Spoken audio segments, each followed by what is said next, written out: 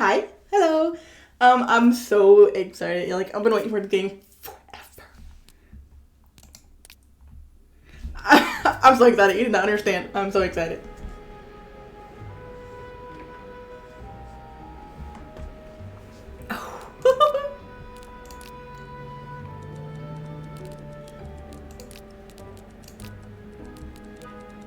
Okay.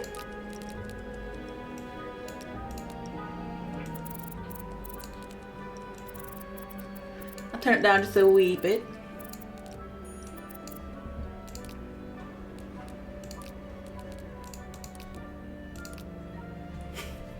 I'm so excited. The game takes account of all your actions, including the ones you decide not to take. These choices will determine your fate and the fates of others around you. Proceed with caution. Ooh. Take a break from Alan Wake.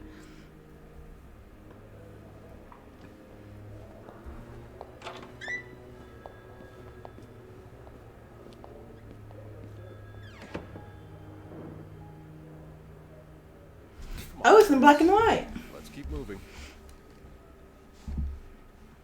I can't turn my head that far. Okay.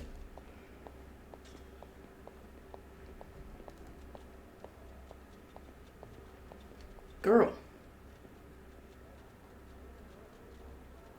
It's on your right. Here. All right.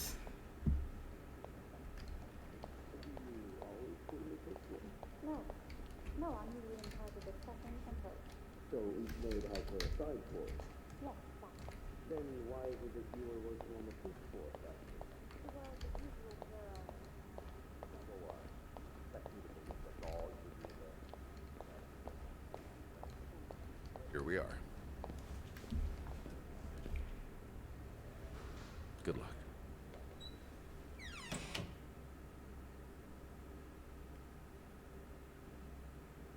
She's all yours, sir. Sophie Roy, I'm Detective Maurice Tremblay. Let's see. 21 years old, working at the Clarendon for over a year. Husband? I'm sorry? Are you married? No, not yet. I live with my mother. She's sick, so I have to take care of her. No father. No.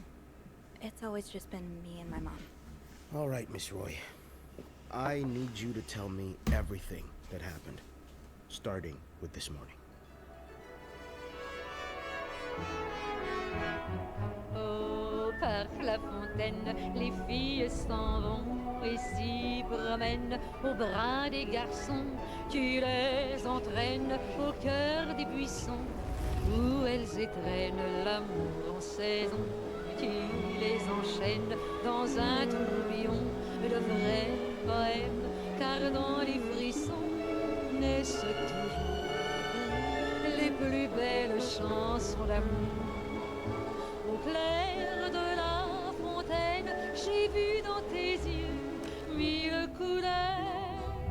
Quand la claire fontaine s'amusait au jeu de nos cœurs. Vacuuming's done. Now just a bit of tidying up and I can go on break.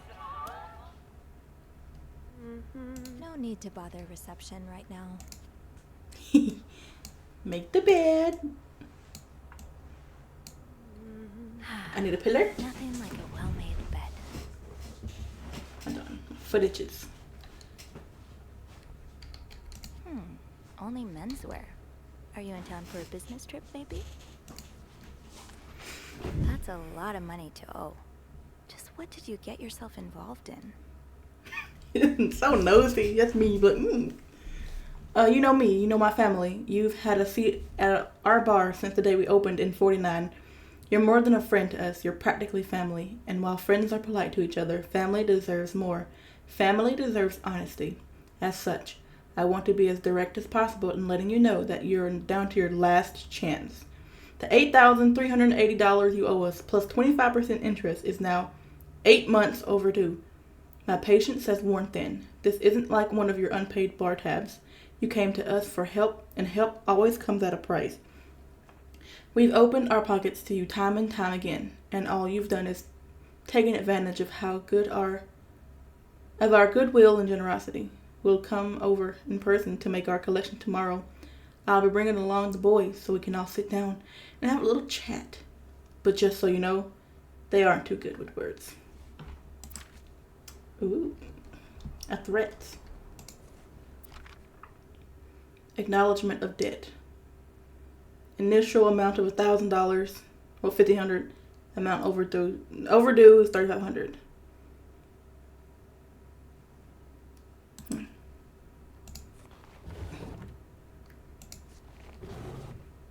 He comes home with, why are my cabinets open? I put that in my pocket. I have big pockets.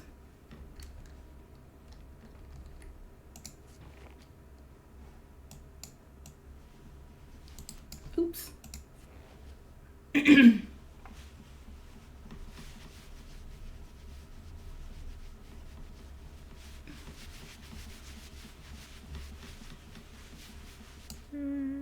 Good enough.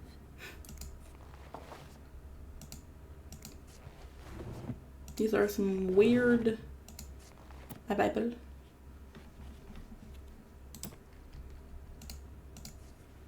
I'm guessing you've seen better days, but you're obviously still important to someone. Oh, his head moves. Like when you...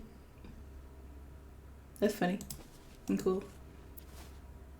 Oh, this one as well. I can't open it.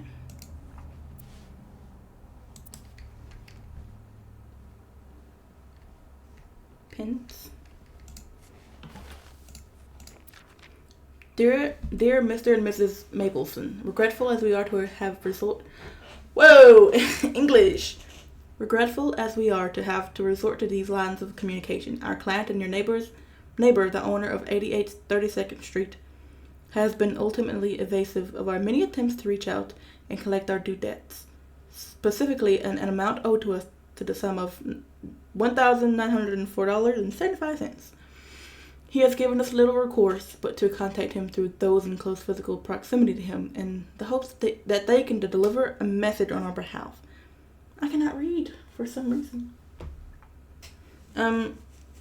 We have little desire to disturb you and the other fine citizens of 32nd Street, but our business may bring us back to your neighborhood if it is not resolved quickly. The help of your kind community would be greatly appreciated for us and certainly for your neighbor. Kindly, Lucky Coin Financing.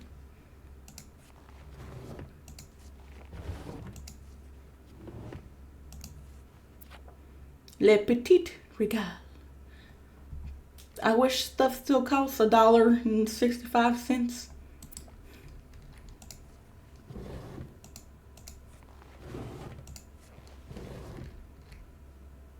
What? I could do something. Oh. I can open all of these, but there's nothing in any of them. You brought your own mug? Best dad. Well, I guess ours aren't quite as complimentary. Clean the bathroom. Oh, it's covered. Ugh. Scrap. Oops. I like the sound. That it? And voila. Voila. Good Ah! Mr. Poirot. Voila.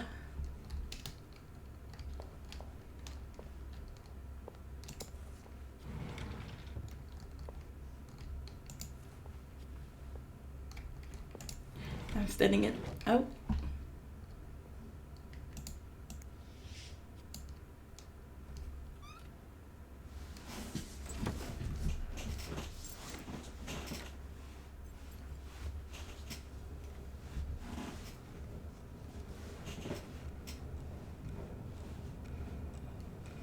It's ominous.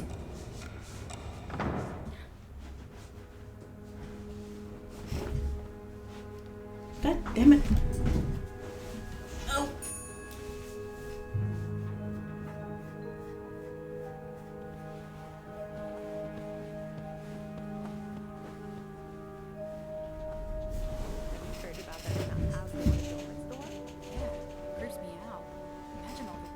start hanging around the hotel. I can think of some Gossiper. Right at home. Look at her. Always glued to that gossip magazine.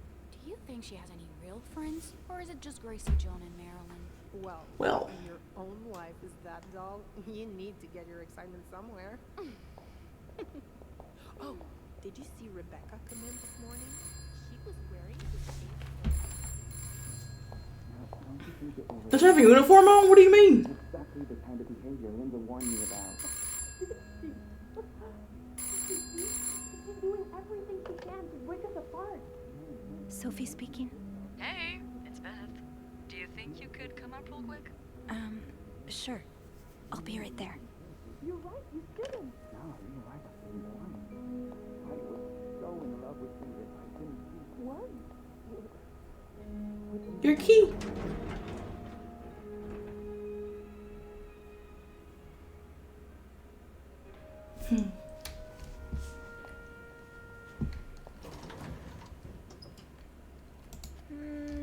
Now tempting, but every penny adds up, Sophie. Oh, shock. Leaving luggage in the lobby? Are you trying to get Bernard to kill you? Let's see what Beth wanted to talk about. Oh, it's like a verbal cue to, is it Valentine's Day?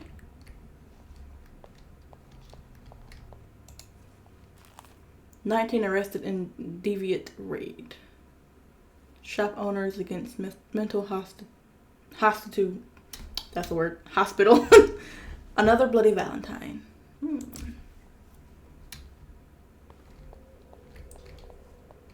Can I walk through here? Nope. Poor Nicole. No one should be stuck cleaning up the reception hall after... Oh, sorry. Hey, Beth.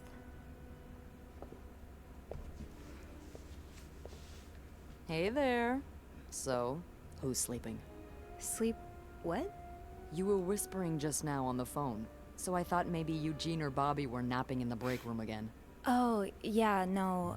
It's Jacques and Wendy. They were, in the middle of something. Ugh, it's so awkward when they start making out like no one's watching. Get a room. We literally work in a hotel. Click a dialogue option. I tried to ignore them. You said you needed me? Ah. Oh, I try not to pay attention to them. I just find the sucking noises Ew. hard to ignore, you know? But that won't be an issue today, of course. Every sound is being drowned out by the phone's constant ringing. Because of this storm? You have no idea. You're the only person I've talked to today that hasn't mentioned the blizzard. I mean, until now. Oh. You brought it up. Sorry. Nah, it's all right. I guess I'm just looking for something else to talk about. Anything else. I can tell you about Wendy and Jacques. Well, I do have some gossip about Jacques and Wendy. How dare you not lead with that? What's going on? When you called, I wasn't whispering because they were making out. They were fighting. Oh, this is entertaining. I mean, oh no, why? I'm not completely sure, but it sounded like Linda had something to do with it. Ugh, that bitch. Beth? Trust me, she deserves it. Why does everyone hate Linda? That's it for today's scoops. Jacques is to blame. I don't get why everyone hates her so much. Linda's always nice to me. To you, maybe, but she's just the worst to every girl she perceives as a threat. A threat? A threat to what? I don't know. Her place as Bernard's right hand, I suppose. So, you're saying I'm not a threat? I'm not saying that. I'm saying Linda thinks that, but that's her mistake.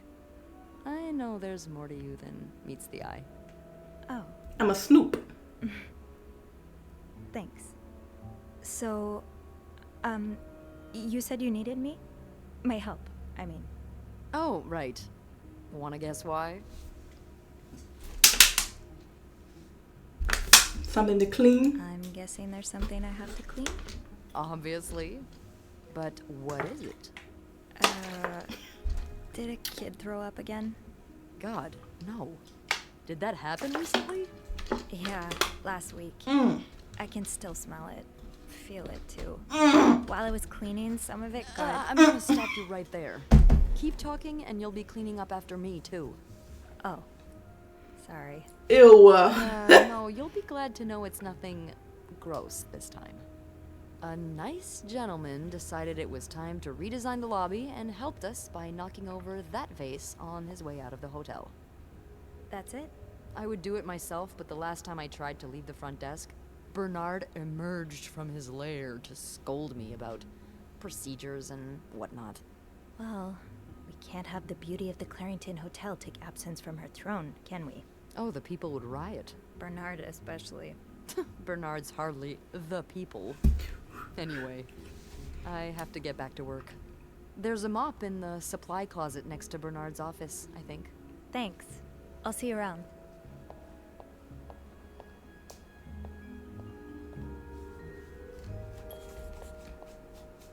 E. Colleagues. Bennett. Bernard is the Clarington's manager, the big boss. He spends most of his days locked in his office and doesn't like the maids roaming around outside of their posts, so our paths don't cross often. Lately, he's been hell-bent on getting the hotel back in shape, whatever that means, and there have been a lot of changes around here as a result. He's enforcing employee rules more strictly than ever and dropping God knows how much money on renovations. The stress is practically radiating off him. Beth. Hotel's receptionist for as long as I can remember. In fact, hers was the first face that welcomed me when I took my first step inside the Clarington. She knows this place like the back of her hand. She can be fiery, which doesn't win her much love from Bernard, but most guests adore her for her magnetic personality, and that's something Bernard can plainly see. We don't get the chance to chat as often as I'd like, but when we do, it's always a blast. I only wish I had even half of her wit so I could entertain her as much as she entertains me. Linda is the Clarington's governess, Bernard's second in command, and it's easy to see why. She rules over the maids with an iron fist, always ready to enforce Bernard's latest rules to the letter. Most of them hate her for this, but my feelings are a bit more mixed. For whatever reason, she seems to have a soft spot for me. The same cannot be said for Wendy, unfortunately. It's like she's made it her life's mission to break up Wendy and Jock's relationship, and I'm worried that her latest efforts may have succeeded. Wendy is a waitress at the hotel's restaurant. She and her best friend, Vet, were hired together, and they used to be inseparable until 3 or 4 months ago. It's no coincidence that this was around the time Wendy started dating Jack, the bellboy, to whom she's now happily engaged. That is, depending on who you ask. Linda seems to think that Wendy is the Clarington resident flirt. Sure, she's popular with guests and collects the most tips by far, but I've always chalked that up to the same thing that has drawn me to her. That warm smile that just radiates kindness. Linda's not convinced, though, and seems to have taken it upon herself to expose Wendy for who she really is, right? Jealous much. One of the bellboys. I don't know much about him. He's even more shy than I am, barely looking up at guests when carrying the luggage. People like us just need someone to bring us out of our shells, and apparently for Jack, that person is Wendy. He's like a completely different person around her. He lights up, laughs, even cracks jokes. I'm so happy that he found Wendy, and even happier when he proposed. They're like the Clarington's very own Janet and Tony, but it seems their engagement is in peril thanks to Linda's meddling. Stand strong, Jack. Don't fall for her manipulations. Mom always means well, but life hasn't dealt her the best hand of cards. She doesn't talk to me very much about her time as a nurse during the war, but I've always wondered what kind of person she was before that harrowing chapter of her life. It's just the two of us at home. Mom's had bad luck with keeping jobs, and she finds it hard to be around people, so she stays home most of the time. At least she's never missed an episode of the Wild Orchard. On her good days, she can manage on her own, but on her bad days, well, I do my best to be there for her. Left when I was 2 years old, haven't heard from him since. Mom doesn't say much, so I stopped asking. Haunted hotel. Some days I'm convinced the Clarington is haunted. It's not that I believe in ghosts normally, but there have been too many incidents for me to rule out the possibility completely. Just this morning, I was waiting for the elevator on the 5th floor when I heard a loud bang behind me, like someone shutting a door. but with more force than I've ever heard a person use. I looked around, but there was no one to be seen. Am I just imagining things? I overheard Wendy and Jacques arguing in the... I can't want to say Jacques or something. Jacques. Arguing in the break room. From the sounds of it, Linda got to Jacques' head and convinced him that Wendy was flirting with some of our guests. I couldn't believe it. Anyone who's been around them for more than a minute could see that how much Wendy loves Jacques. She would never do that to him. Even if it's only a few minutes out of my day, my chats with Beth are always a highlight. She calls me up to clean a mess made by one of our guests, which gave us a chance to catch up. I don't think I've met someone who can make conversation seem so effortless. Bet and Betty. Beth has a witty response. I keep merging words for everything. It's too bad maids aren't usually allowed in the lobby. Chatting with her every day would be a great start to my morning. Smell. You're not allowed. Oh. Chocolate mousse cake. Maybe Bobby wouldn't mind sneaking me a slice. Ugh, no. Bernard would have both our heads. Characters. Who? Bobby. Bobby is the head chef in the Claire King's kitchen. He takes care of all the restaurant orders and the meals ordered through room service. I love walking about the kitchen doors any chance I get, just to enjoy the smells of whatever Bobby's cooking up. But linger too long and you'll get an earful, or worse. Expelled. I do not want to spend another afternoon cleaning macaroni out of my hair. Say no to divorce. Everywhere lately. It's weird that Bernard allows it. You can be divorced against your will. Women and children suffer most in divorce. You lose your succession rights in divorce. The wife's pension rights are lost in divorce. You lose your right to the family home in divorce. Linda, Wendy's great at her job. Guests absolutely love her and... Not just guests, apparently. Oh, God damn it, Linda! I only like her because guests like her. Making sure guests are happy is my job, after all. You don't seem to care whether I'm happy. Listen, if Wendy wasn't doing her job, that'd be another story, but I can't just fire her without good reason. What if she stirred up trouble among the staff? Would that be a good reason? Curiosity killed the cat. Oh, Andrew. Hi. I'm sorry. I was just... Spying on our manager? No. I heard something, and I... Hey. It's okay. I'm just pulling your leg. I'm sorry I scared you. I'm not used to having people around me while I work. Yeah, you're always working alone up there, aren't you? I actually think it's the first time I've seen you down in the lobby. Don't tell me you've been sent to clean up after the Valentine's Day ball. I heard it was a disaster. Actually, Beth called me here. Were you there during the ball? Were you here Friday night to see the whole thing? Yeah. They had someone in charge of the event, but she ended up crying alone in the stairwell, so I had to take over. Me. What happened? I wouldn't even be there. Did it really go so wrong? It certainly didn't go wrong for the people enjoying the party, but for those sober around them, that's another story. Good God. I'm glad I didn't have to be there. I don't know how you do it. And I don't know how you handle cleaning up after other people all day. You must see plenty of weird stuff, right? Yeah. What's the weirdest thing you found in a guest's room? Something very odd. Something gross. Something about you.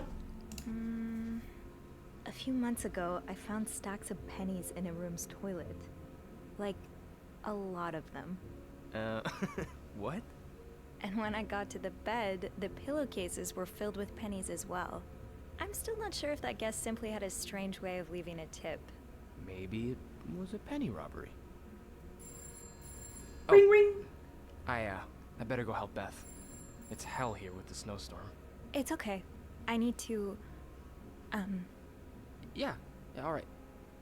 Take care. You Bye, too. Andrew. Turn it. I just opened the door. Okay, let's get that mop from the supply closet. Beth said there was a mop in the supply closet next to Bernard's office. Trying to press Andrew is the concierge and receptionist for the Clarington. He's intelligent, professional, kind, and well-mannered, which easily makes him Bernard's favorite, but he knows how to have fun when no one's looking. Whenever I see him, he's either dashing off on his latest errand or burying himself in a book. So we haven't had a lot of chances to socialize at length. When we do, though, it always feels easy, like talking to someone perfectly attuned to your wavelength. Maybe I should ask him for some book recommendations. It would be nice to have more reasons to talk to him. Oops. So, Andrew caught me eavesdropping on Bernard and Linda, who was once again complaining about Wendy. Thankfully, he didn't make a big deal out of it. He doesn't seem to be the kind to judge. He's actually quite nice, easy to talk to, fun to tease, and funny in his own quiet way. I hope I'll get the chance to talk to him more. I get the sense that there's a lot more to him than he willingly shows. I can read. Employees, janitor's closet.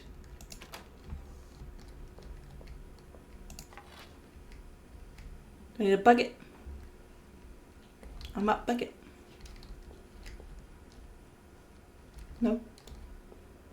Oh, look. Wendy and Jacques. I've never seen two people more suited for each other. Stairs, exercise. Elevator, convenience. Yeah, elevator wins this time. Okay, Sophie. Time to clean up that mess. Oh, I keep forgetting that the cue is for her to tell me what I'm supposed to do.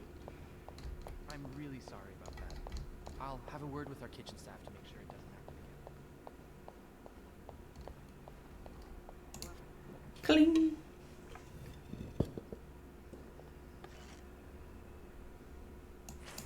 Pick up. Film. Scrap, scrap, scrap, scrap, scrap. Scrap, scrap, scrap, scrap, scrap. This is so fun. Ew. Ew. I better throw that away.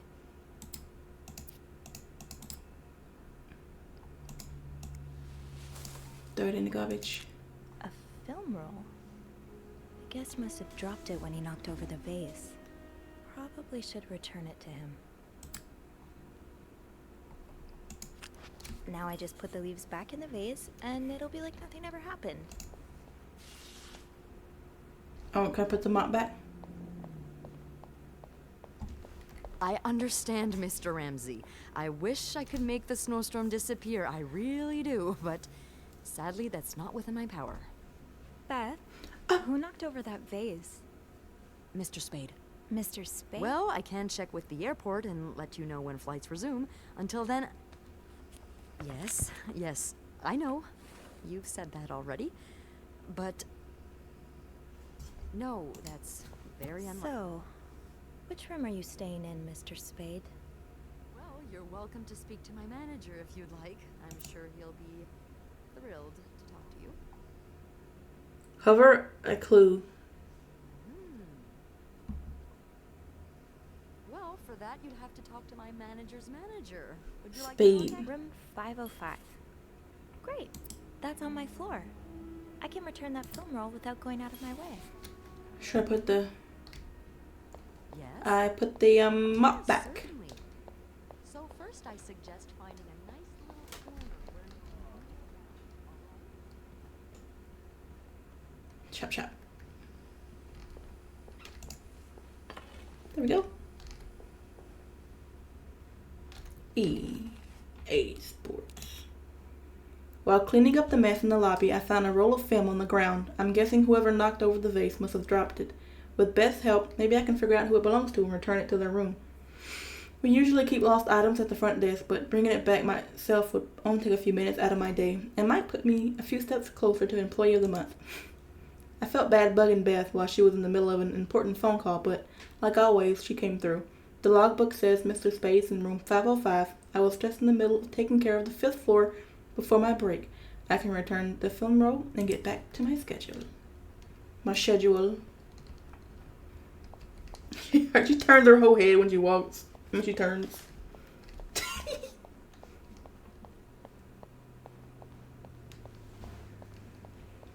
Caution, wet floor. Maybe I should have cleaned that up. I had a mop. Oops.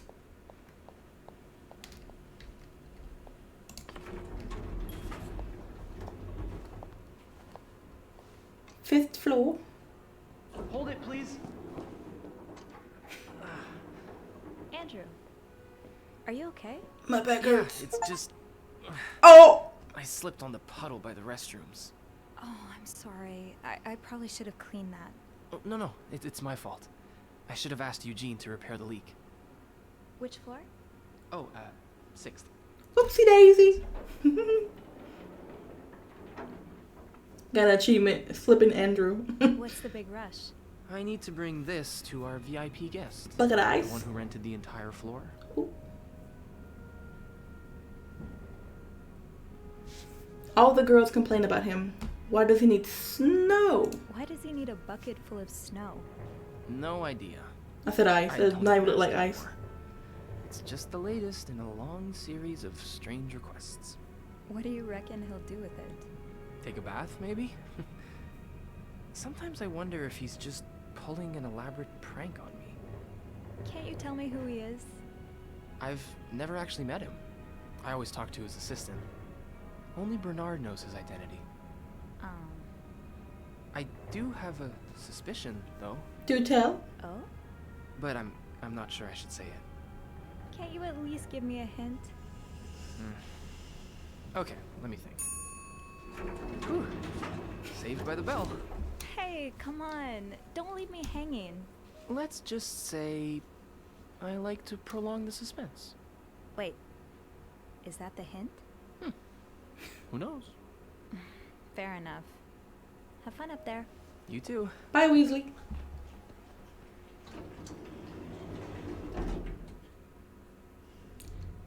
Ooh. If this is like when we did the demo. Does carrying this everywhere really make us better maids? Bernard seems to think so. Be invisible. Be thorough. Be careful. Partial cleaning. Complete cleaning. Oh. Do I have a... It's already open. Go in. Knock, knock. Mr. Spade?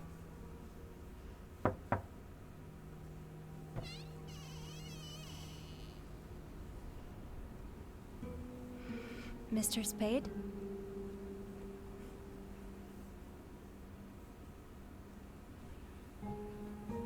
Oh. I know what's in there.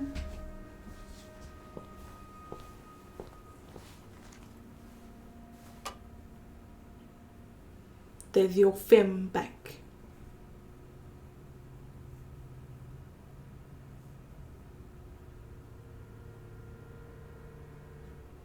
Take a little peek.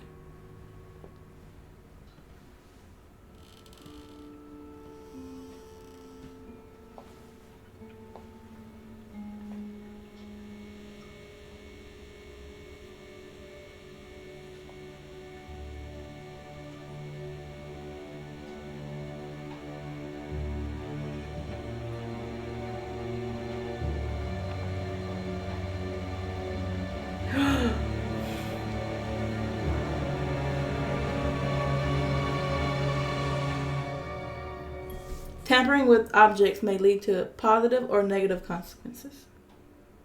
What is this?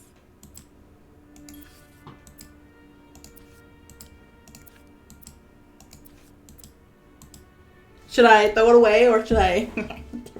Okay. I bumped into Andrew again in the elevator. From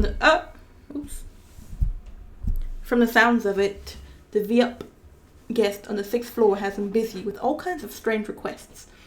I tried to press him for more information, but all he gave me was his cryptic hint.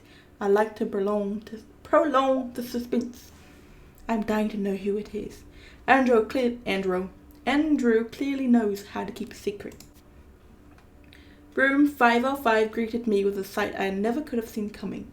A makeshift darkroom filled with pictures of me, snooping through a guest's items. My heart has never beat so quickly. Should I call the police? I have clues. You have to read better, okay? When I... Eugene is in charge of the hotel's maintenance.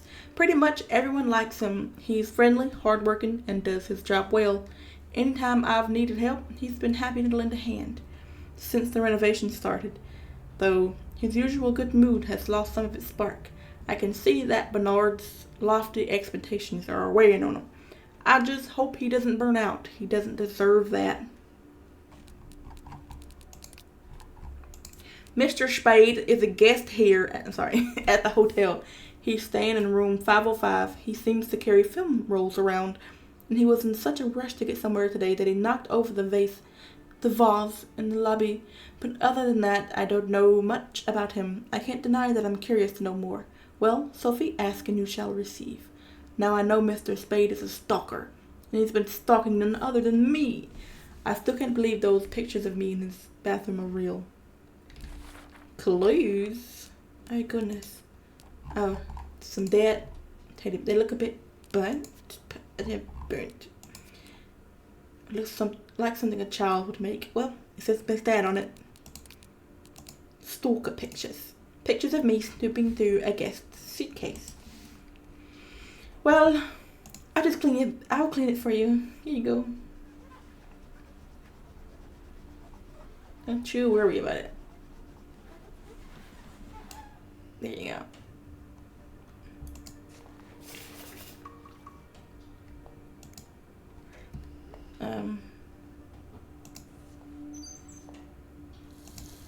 I was like turning on inspect. A whiter smile. Let me clean your. Oops. Pinky always clicks the thingy. A bulb. I don't want to touch anything or throw anything away. Should I? Oh, I'm gonna.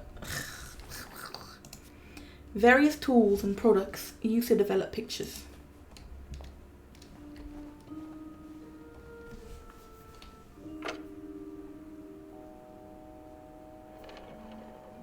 (911)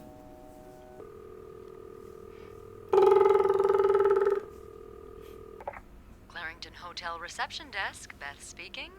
What can I do for you on this very fine day? Beth! I need your help. Beth, I need your help. Sophie? What's going on?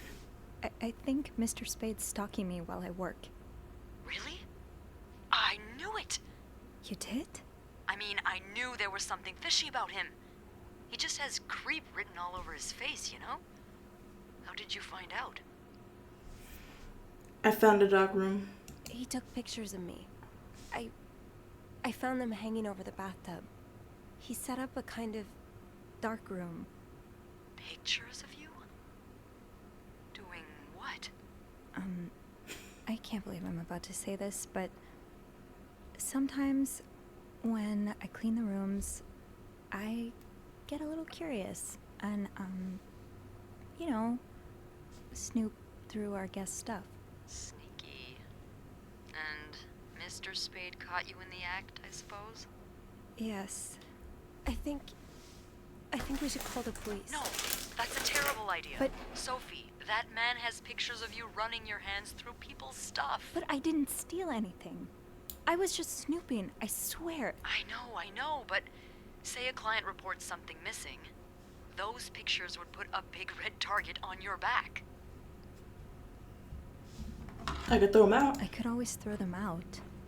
Yeah, not your worst idea, but you found the pictures drying over the bath, right? Yeah. I'm no photographer, but I've been in one of those dark rooms before. You have? Yeah, I modeled for a while. Anyway, what I'm getting at is, those pictures were developed recently, but it doesn't mean there aren't more elsewhere.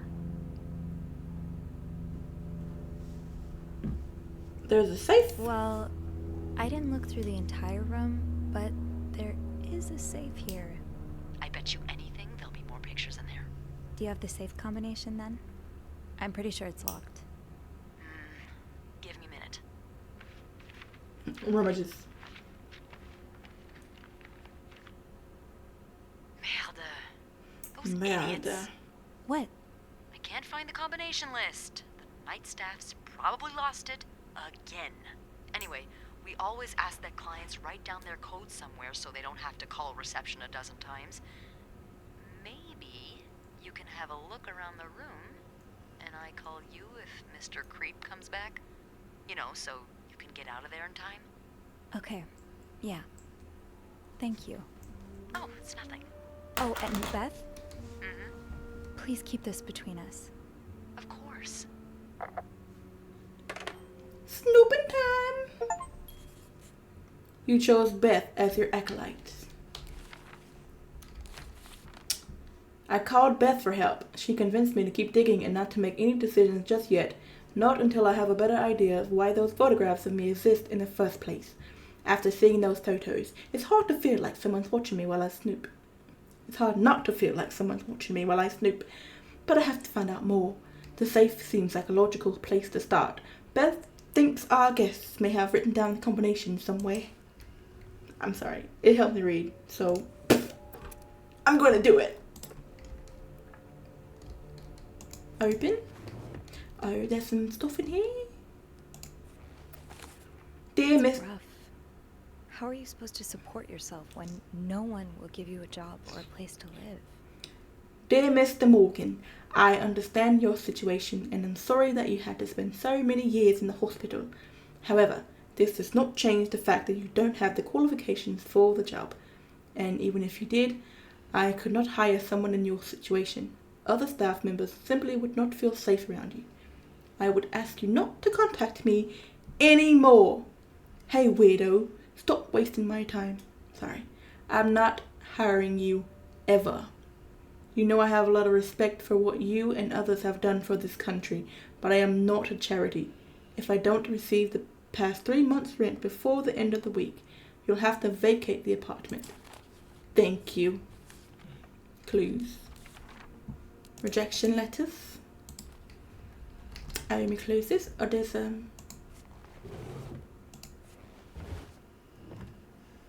some clothes. Just some clothes. Villanuevas. French, English.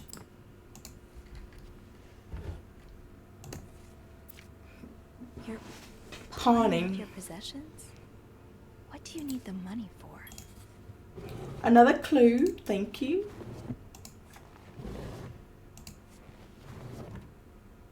And a belt.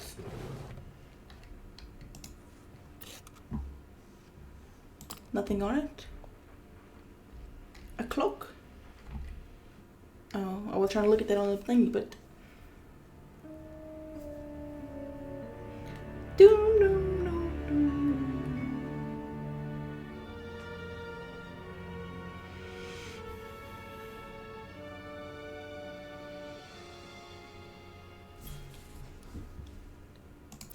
The oratory. I just went there for the first time and... God, it's been years, hasn't it? Special occasion, wedding, funeral. The lake. Beaver Lake. I took Mom skating there just a few weeks ago. Mm-mm. T30.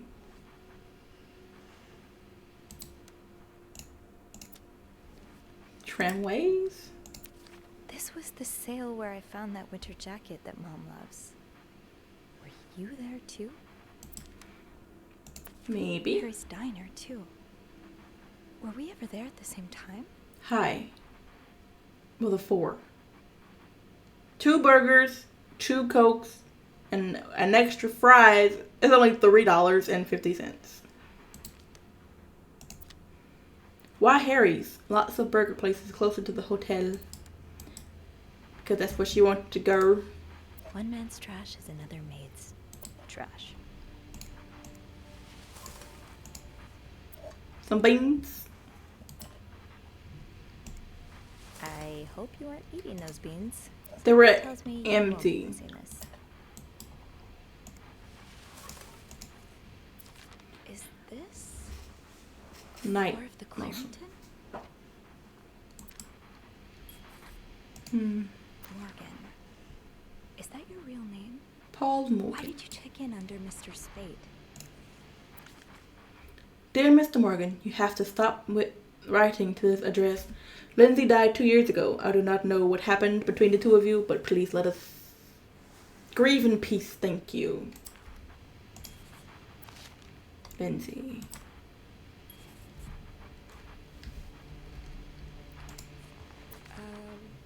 Request to move to 507.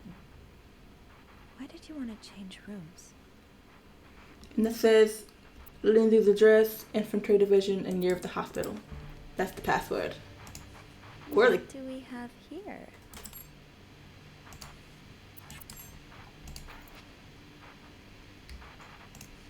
I should bring that back to my cart. That too? Throw them away. The storm must be getting worse. I hope Mom's not too bored without her TV shows. I'd forget my own head if I didn't write everything down. Do not forget. I guess we have that in common. To take your pills. A Bible? Yes, a Bible.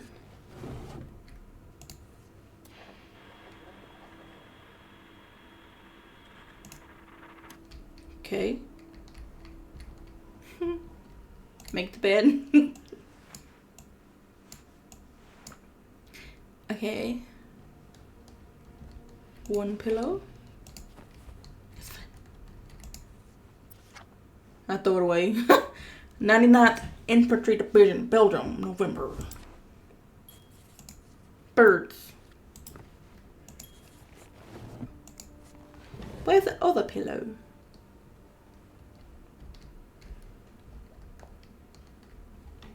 Oh, it's on the chair. Oh. Oh. Oh. And they were roommates. She was alone in a town she barely knew, hundreds of miles away from home. She was desperate for comfort and found it in the arms of the most unsuspected person. Oops. What first started as a normal friendship between two women soon blossomed into something much more passionate and disturbing. This is a tale of love and desire like you have never read before. Out of her own experience, the author, working under a pseudonym, tears the curtain from one of the gravest threats to modern social morality. Strange love practices trapping unwary girls today, particularly in our larger cities.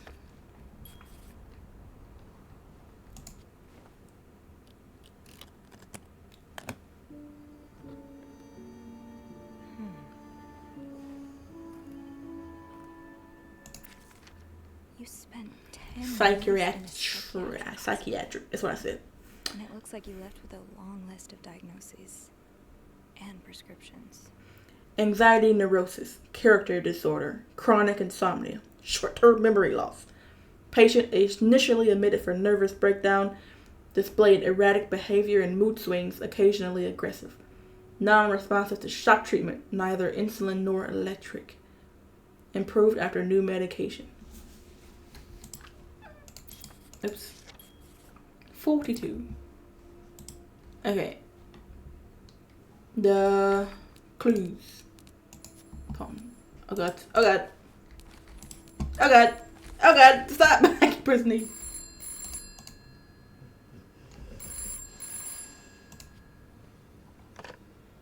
Is he here? What? No. Beth, you said you'd call if Mr. Spade was coming back to his room. Oh, yeah, I did say that. Sorry for the fright. Oh my god, Beth. I nearly had a heart attack when I heard the phone ring. I didn't mean for it. I was just so caught up in the thrill of it all. I had to check in. Did you find more pictures of you? I was about to open... Oh. No, I haven't. But I did find something else. Yeah? He's got a kind of yarn map of Montreal on the wall. A yarn map? And where does it lead to? Lots of places. Most of them I've visited recently. Merde. What's the deal with this guy? Mr. Spade isn't his real name. Dialogue options with that will bring you back to this conversation point. I think he may be using an alias. I found some evidence that points to his real name being Paul Morgan. Well, Well, he's certainly not the first man to check into a hotel under a fake name. Is it really common practice? It is, when the man in question is married, but the woman accompanying him isn't. Or at least, not to him. Considering the state of his room, I doubt Mr. Morgan was expecting any visitors. Did you find anything else? He has unrequited feelings for a woman. He seems to be in love with this woman who doesn't love him back. You mean you?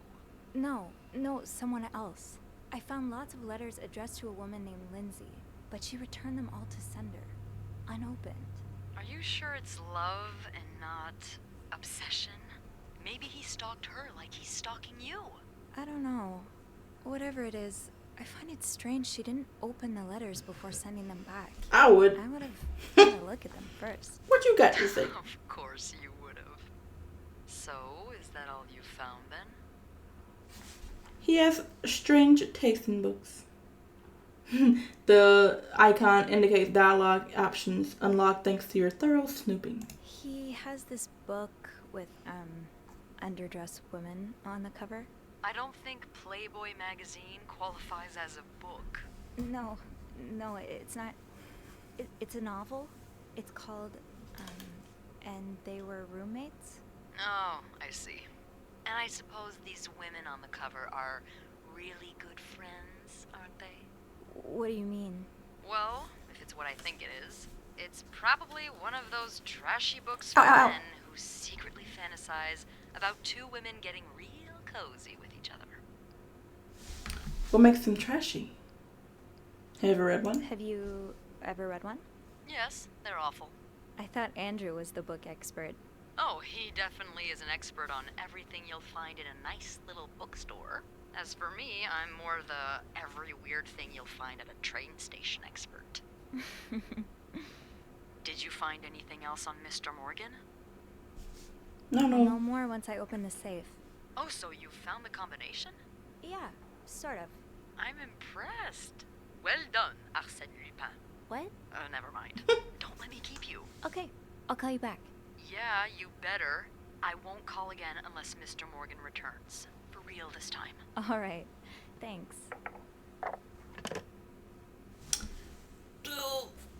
Sorry. Stalking proof, hotel plan, lens letter, envelope, binoculars, pills, army, but roommates, discharge letter, 42. Sorry. The map on the wall just makes everything weirder. Every thread points to a place I've visited lately, but what does that mean? Is this a series of wild coincidences? Is it a coinky-dink, or am I being stalked? And if I am, why me of all people? Okay, Sophie, just stay calm. There has to be a rational explanation here. I just need to find it. Beth was right. Our guest did write down the safe combination, or at the very least a reminder for it. I'm hoping that might be that by looking around 5:05 I might be able to find some clues. Address, yeah. The phone ringing may as well have sounded like a gunshot for how much it spooked me. I picked up, expecting reception to tell me that Mr. Spade was on his way back up. But it was just Beth eager to hear more about what I did. This is how I talk if I don't speak in an accent. I appreciate her investment, but I had to make a promise not to call again, barring a real emergency. This whole thing is far too nerve-wracking. I need to find some clues to decipher for that code reminder. I remember. Do I? Address, infantry division, and year of hospital discharge.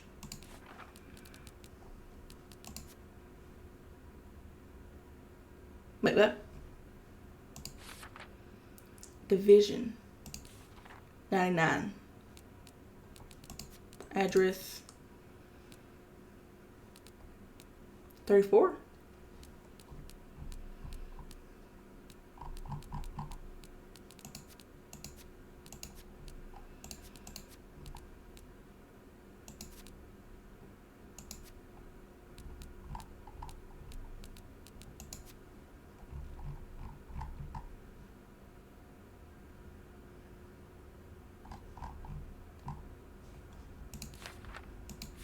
year of hospital discharge. 57. Is it, which order? What was her address? Fuck. Where is it? I don't remember. Envelope 34. 99. 34.99. 34.99. 34.99. 34.99. 34.99. 57. 34.99. 57.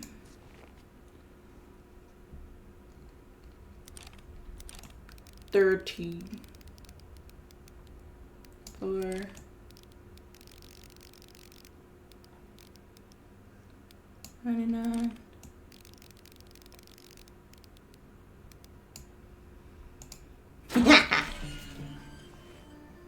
I got him. Do I look like Lindsay or something? Or does Sophie look like you open the safe? Not safe for work. Okay, Sophie. Whoa! I'm gonna put this down. Now. M and H. Oh. M and H. Who are they? Are they guests here? I should just do that. Arrived at the hotel. Room not ready yet. Had to wait in the lobby. M and H came in, both nicely dressed. M was holding a flower bouquet. Heard them talking to the receptionist, saying how nice the oratory was. Picked up some flyers to find out what oratory they were talking about. Room finally ready. No sign of M and H or H. Decided to unpack and install my setup in the bathroom. Still no sign of M and H. Have probably gone out again. Finished developing this afternoon's pictures. Unable to sleep. Heard weird noises from the corridor. No idea who or what it was. Oh, God. Going through their trash? You really want to find out what M and H are up to, don't you? I arrived at the hotel. Ate breakfast. Got into a taxi. Tried to follow. Had no money. Found a pawn shop to get some money, but no idea where they went. Back in my room. We'll have time to kill. We'll have to kill time until they return. Spotted M and H entering the hotel with Weston shopping bags. Found them eating at the restaurant. H left for the bathroom. M exchanged a few words with a woman and her child. They left the restaurant, probably turning in for the night. While leaving, H emptied pockets into trash. Searched the trash, found a receipt from a place called Harry's Diner with... Oh, well... Maybe he's not. With drawings and weird symbols on it. Took a coffee at Harry's Diner. Showed picture of M and H to waitress. The waitress remembered them. Said M used to be a regular about 10 years ago. Back in my room, tried mapping M and H's movements since their arrival in Montreal. Unable to sleep again. Heard someone exiting room 507, but did not hear the elevator. So he's looking. That stuff on the wall is not about me. Well, Sophie, but he has pictures of Sophie. Why are you following them? And who's sneaking out at night? So many questions.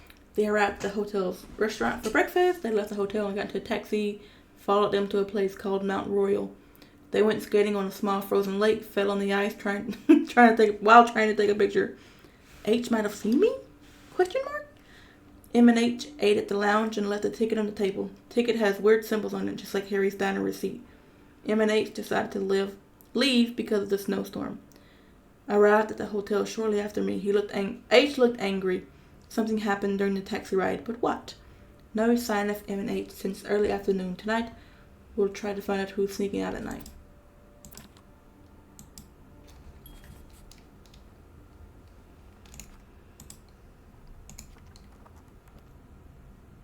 Oh, I have a pillow still. Okay, what's the weird symbols?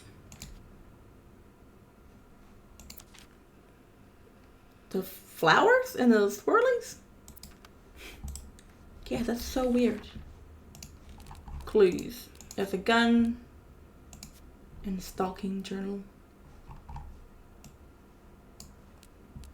And then progress. It looks like Mr. Morgan's stalking doesn't end with me. He's also following two of the hotel guests, M and H. I can't believe I'm saying this, but I'm grateful he only took pictures of me. He has extensive notes on M and H's comings and goings, like he's tracking their every move. I need to find out who they are and what they have in common. Maybe that will tell me why I'm caught up in all this. Hopefully Beth can help, or at least reassure me that men like this get what's coming to them. M and H. Maybe Beth could find him in the logbook. Balmorphim. Did you intend for me to discover your little dark room? Or did this just fall down?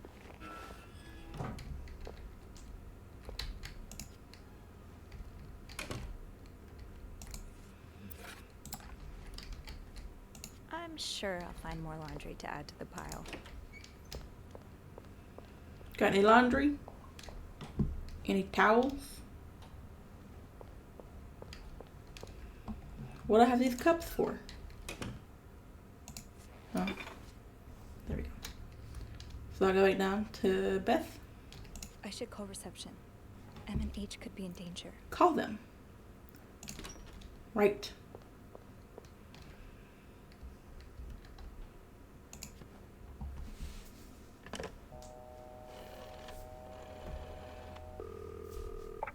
Clarington Hotel reception desk, Beth speaking. It's me. Oh, hold on. Andrew. Andrew. Cover for me, will you? What's going on? Hey, Tintin. Sorry about that. So, I take it you opened Morgan's safe? What was in it? I found his journal. Journal. His journal? Does he say why he's stalking you? No, but it seems he's stalking 2 other people as well. Oh. He's the police officer. They're guests. I don't know their names, though. I was hoping you could find them in the logbook. Well, Snoopy, although it may seem like it, I'm not actually clairvoyant, so I'll need something to narrow the search. Do you know anything about them? They're referred to as M and H. Mr. Morgan refers to them as H and M. Well, that could mean a lot of things. It could be their initials, or, I don't know, husband and mistress. Oh, I hadn't thought of that. Yeah, I'll need a little more to go on. I found a transfer request to 507. I found out that Mr. Morgan made a request to be transferred to room 507, but it was denied because... That's Mrs. Beaumont's room. Exactly. Why change rooms when his entire setup is in 505? Be closer? I'm not sure. I just thought it might be related. Maybe, but... Check out the rooms around. There's a couple staying in room 509. Hector and Marcella Cruz. Hector and Marcella. H and M. Yeah, that's what I'm thinking. What do we know about the Cruzes? Why is Mr. Morgan stalking them? How are they linked to me? How are the Cruzes linked to me, though? I mean, why is Mr. Morgan stalking us both? My guess would be that they're his real target, and you just got in the way somehow. Maybe he saw you snooping around their room. When did they check in? Last Thursday. I haven't been in 509 for over a week, so that can't be it. Then I really don't know. Do you have room 509 on your to-do list by any chance? I do, actually. Then maybe you Go snoop somewhere. have a little look-see? Yeah, nothing unusual here. Just a maid cleaning a room. That's my girl. I'll call you if I find anything. Just be careful, okay? I will. I promise.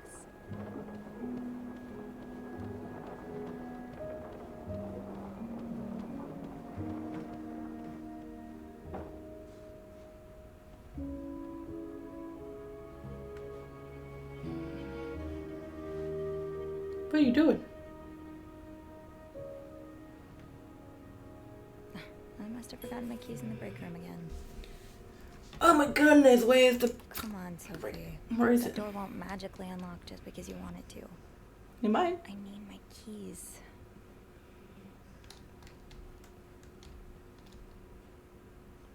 Self-serve ice?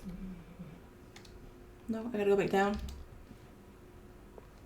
What? Close that.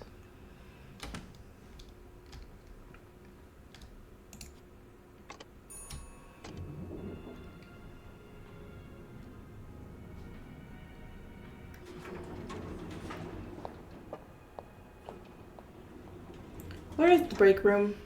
Oh, here. Say no to divorce.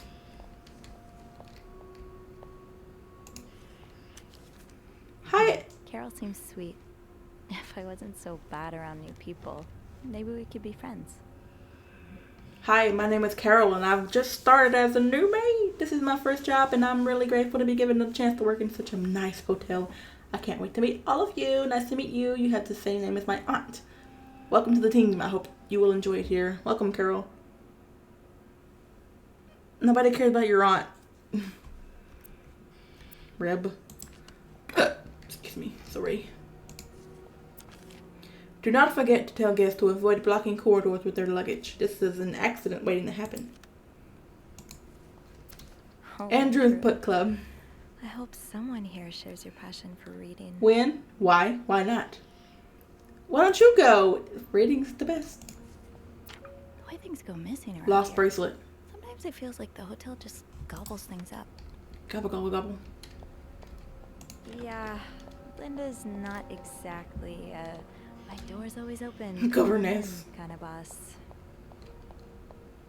It's locked. Fine. Keep your people don't usually leave these unlocked. He does.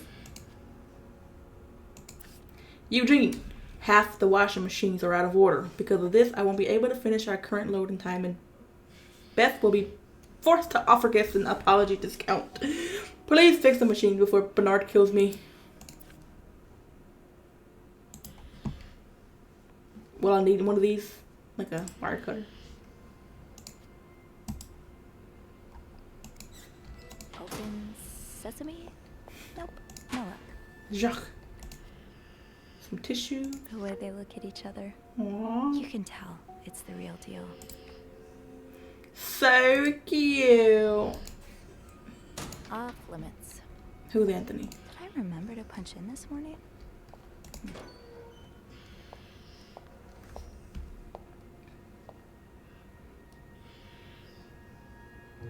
Are you scared to take it or something? What are you doing?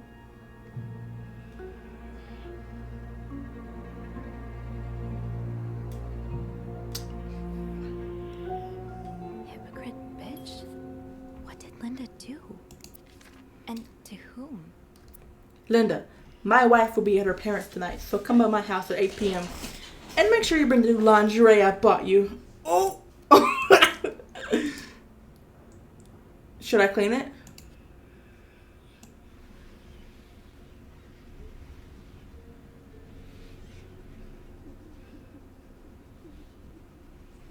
You crying?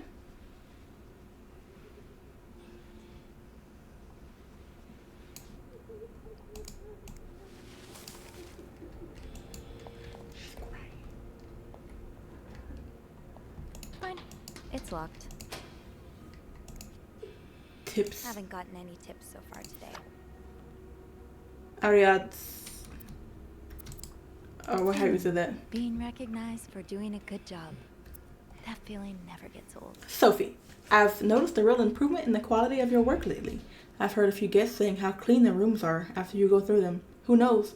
Maybe you'll manage to steal the Employee of the Month reward from Wendy. Open sesame, off limits. Who's this one? Nicole? Hidden enemy. An invisible force is lurking in the shadows, threatening our very way of life. And it's it's not the communists. It is the homosexuals. A menace to the young, a threat to everyone. But how do we stop them? They move unnoticed in society, working in every field. They may even be married and have children. They can live next door to you, attend your church, or even be your son. In these pages, you'll learn how to spot homosexuals and protect society from these dangerous deviants. Ooh. Okay, Nicole. Dear sister, we need to talk about Kevin. The other day, Patrick received some pamphlets from a friend from the States, and now he is convinced that our child is a sissy. How is that even possible? The boy is only 5 years old. Does it really matter if he likes to play with girls and prefers dolls to toy cars? Still, I cannot help but think, if Patrick is right, if Kevin indeed is like that, what kind of future awaits him? Will he ever be able to get a job, to have a family, to live a normal life? No, he won't. Every time I look at him now, I feel like crying. I just want my little boy to be happy. Is that too much to ask? Then what is the problem? It's locked. Who is this? Carol. Carol, here's the chambermaid's guide I talked about. Come see me if you have questions concerning the job or the staff. I can tell you who you should hang with and who you should avoid. Me. I hope you're having a great first week here. Valentine's Day is always a very busy time, but do not worry, it should calm down soon. Yesterday, I saw you watch while we were playing cards at lunch. You are welcome to join us today if you wish. Off limits. Off limits. Who's this? Wendy? This goes beyond constructive criticism. Bitch. It's just a personal crusade. Do you think I don't see the way you talk to guests? The way you smile at them and call them sweetie while you fill their coffee cups? The way you laugh at their jokes and bat your eyes like a stupid teenage girl? I'm not sure if you're doing it for a tip or to get Employee of the Month reward. Get the Employee of the Month reward. But either way, this is unacceptable. And I won't even mention the way you wear your uniform. This is a respected hotel, not a pleasure house. Although I've always had a problem with your behavior. I tolerated it as long as the guests were happy. But now that you're getting engaged, well, I can't talk like this either. I can no longer remain silent about it. What would Jock say if he saw you? I'm sure he would be as ashamed as I am. Maybe you've got Bernard fooled, but like every other man. But if you don't change your behavior, I'll find a way to convince him to fire you. This is your only warning, bitch. I don't want to think of what could happen to Wendy if someone found these. Should I? Found what?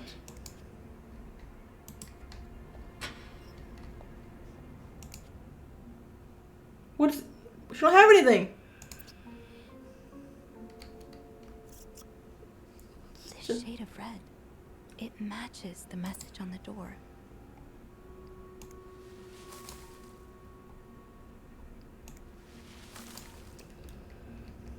Oops, they don't know I did it.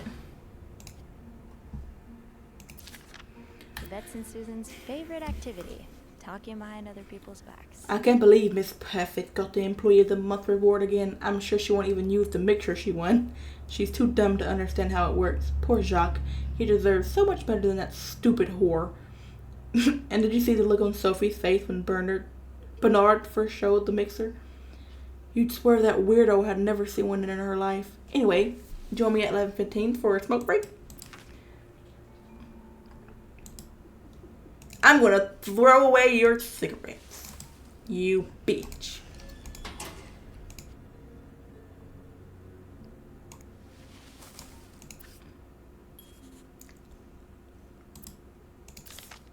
So, now we have to provide soap to the guests? This is getting ridiculous. What's next? A hairdryer in every room? Speaking of hair, have you seen Rebecca's new haircut? I didn't think she could look even uglier. Smoke break at 3:45. Y'all are some freaking... Tempting, but every penny adds up, Sophie. Sometimes it feels like Beth has the answer to everything. What is it? Oh, she left her key downstairs. While retrieving my keys from the basement, I found the words hypocrite bitch. There's a recipe for drama if we've ever seen one. I wonder who's behind it. Also, you can hear her crying. You don't hear her? Susan's another maid who works here. She's a notorious gossip and loves to make fun of others behind their back. She and Yvette share that charming habit. Yvette is one of the Clarington's maids. She and Wendy used to be best friends, but now they're not. She's just awful to her. Now, she and Susan have teamed up to ensure that no one at the hotel goes ungossiped about. Rebecca works in the Clarington's laundry room. It's a tough job to do on your own, but she manages to get it done. She's a little withdrawn, which makes her an easy target for some of the other maids, but from what I can tell, she's sweet. I don't know how much should buy into this, but there is a word among the other maids that there's something going on between her and Bobby. I can't say I would have imagined the pair. I wish I could just speak for once. No. I can't. I'm clicking it. Jeez. Go check on her. She's crying. That'll do. I'll just wait. What am I doing? I need that key to enter room 509. I'm just...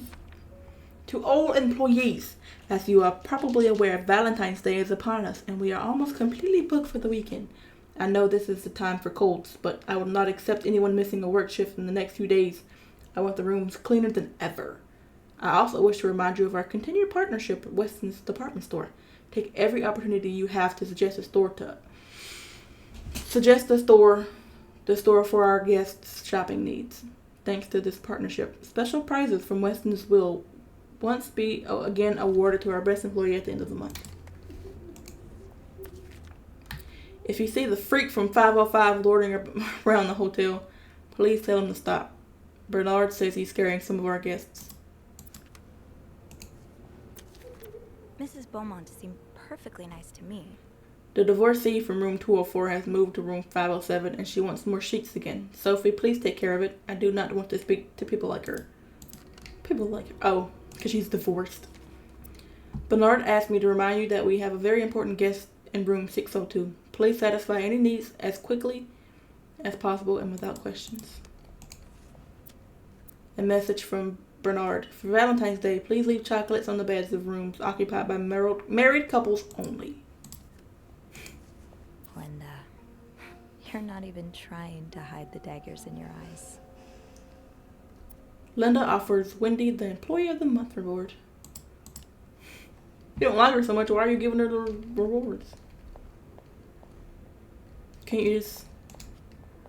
Oh, she's in this bathroom crying. Oh, I thought she was in her office. What is it? Oh, it's Wendy. I thought it was... It's Sophie. Are you alright? Do I sound alright? No, I guess not. Just leave me alone. I don't want to talk. I'm sorry for disturbing you. I overheard you in Jacques earlier. I was in the break room earlier, and, I couldn't help but overhear your argument with Jacques. I'm sorry he let Linda get to his head. He should be trusting you, not her. Yeah, well... I know I wouldn't be your first pick, but I'm here if you need to talk. Maybe later. I just can't talk about it. I can't talk about it right now. I'm sorry I was rude. It's okay. Sophie? Yeah? Thank you. Oh.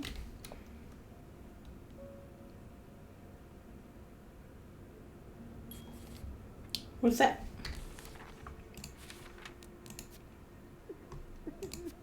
Wendy's not doing so well. She's holed herself up in the bathroom, sobbing her heart out.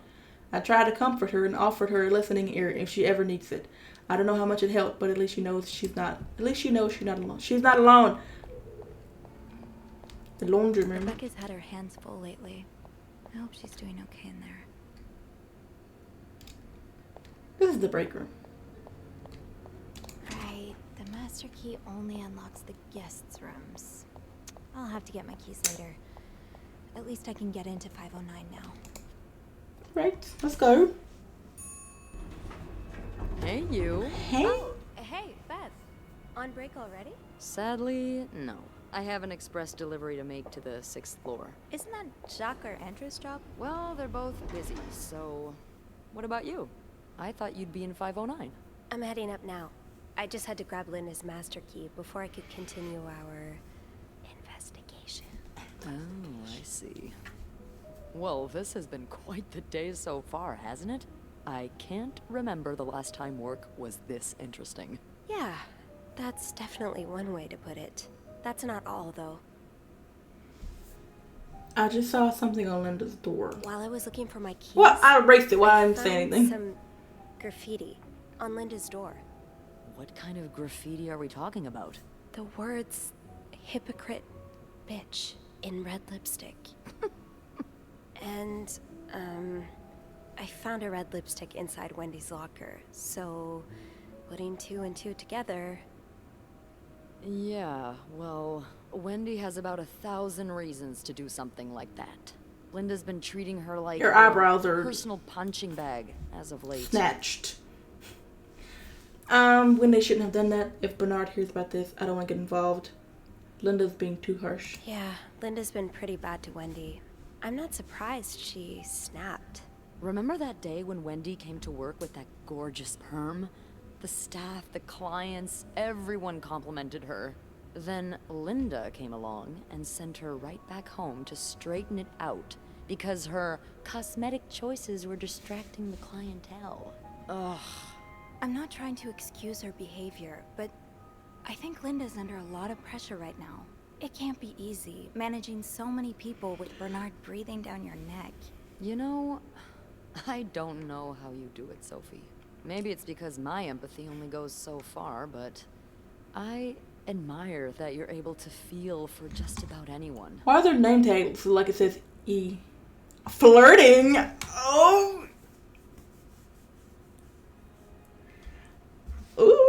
I like to put myself in other people's shoes, especially if they're people I find fascinating, like you. Wow. The way you turned that compliment right back at me was masterful. That was Nicole's locker. It was somebody's This was a lovely homophobic. chat, but I better see if Eugene is around maintenance. Hopefully he can help me find this thing for our esteemed guest. Yeah, we both got a lot on our plates today. I can't wait to find out more about our friends H&M. Take care. You too. Hopefully you don't have that mindset.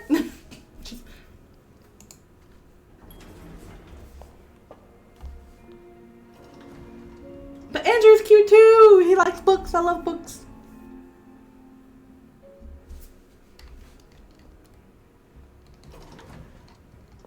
$509. Wrong way. I know which way to go. Beth and I agree that the graffiti left on Linda's door, hypocrite bitch, was most likely Wendy's doing. I hate to say it, but Linda's given her enough cause after all. What's this? A little toy.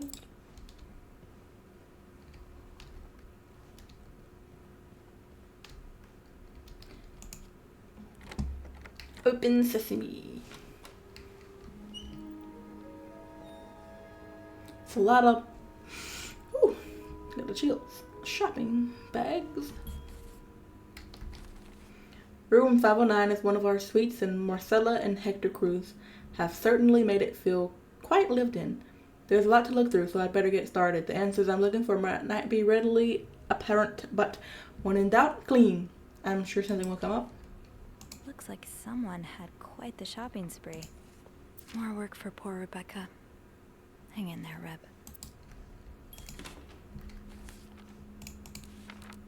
Laundry ticket.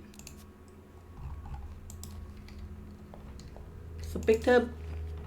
Got 2 seats in it.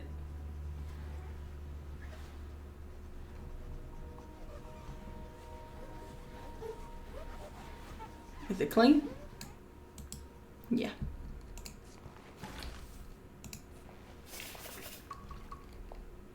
What's that?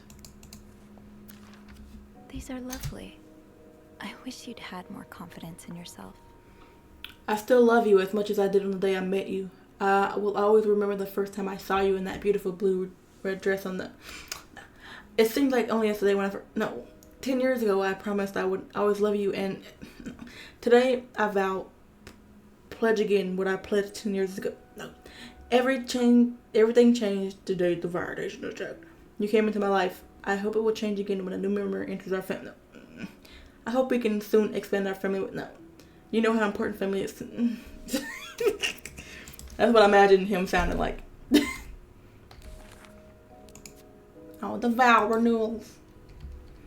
So cute.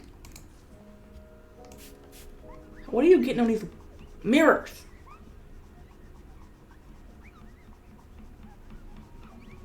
That your poop? Just kidding. Moodle.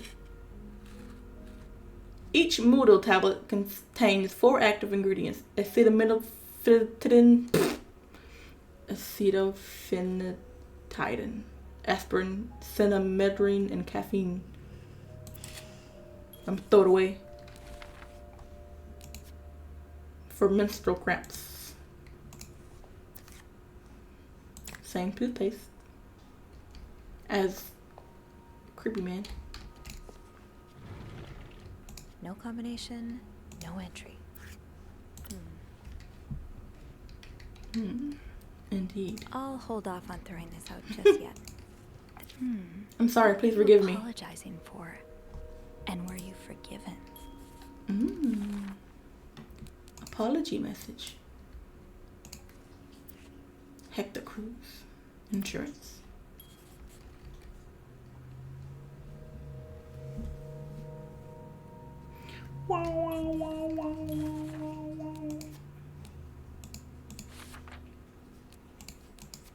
Somebody left a note on the table apologizing for something. One of the cruisers clearly wronged the other, or thinks they did, but I don't know anything more than that. I'm sorry, please forgive me.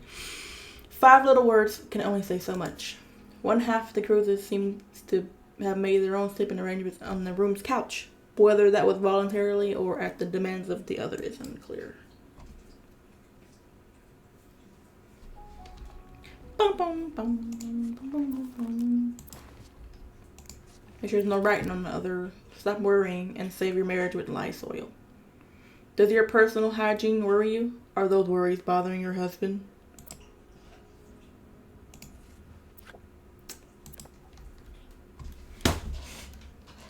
What do you mean? I guess.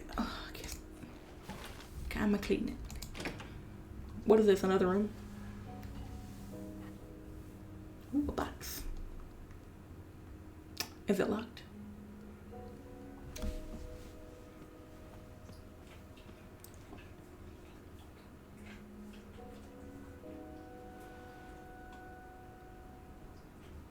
Oh, it is locked. Mrs. Cruz got her personal information stolen. Is Mr. Morgan behind it? We apologize. We wish to apologize on behalf of our company for the privacy breach that occurred on the 25th of September. And thank you for calling it to our attention.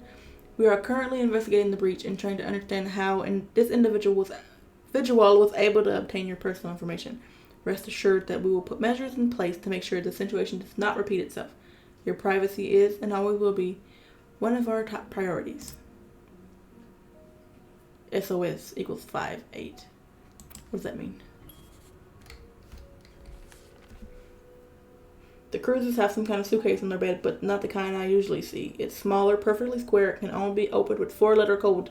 Hundreds of possibilities, and I don't even know where to start. Cruise? No, that's too simple. I'm sure. A letter sticking out of the case. Says something about it. Yep. Yeah, man.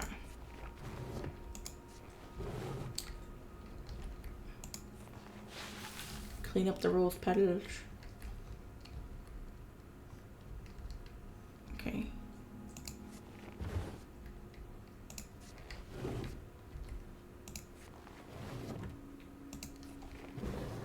Not much. Nope. Her bra on the floor.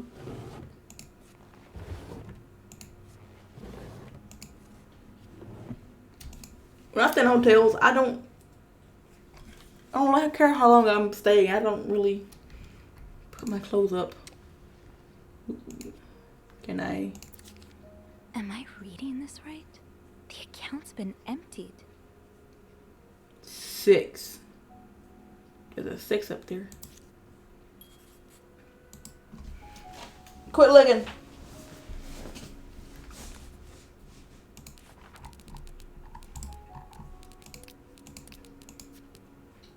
Marcella Cruz. One half of the couple staying in one of our suites. There are more than a few hints in their rooms that this isn't exactly the second honeymoon in her dreams. She's clearly caught up in something. Marcella has a bank account in her own name, according to the statement tucked away in her jewelry box. The last transaction she made was a withdrawal of the entirety of her savings. Does Mr. Cruz know about this account? How does she make this much money? What plans does she have that involve $5,000 in cash? Did she withdraw the money willingly? So many questions. Hector Cruz, or Mr. Morgan, or to use Mr. Morgan's shorthand, H. The elder Cruz and the husband of Marcella. They splurged on a suite, but I know not to assume that that's the sign of a happy marriage, especially when someone's made up a couch bed in the living room. The tension in their room is palpable. Hector works in the insurance back in Texas. He must have taken some time off his trip for this trip to Montreal. Jeez.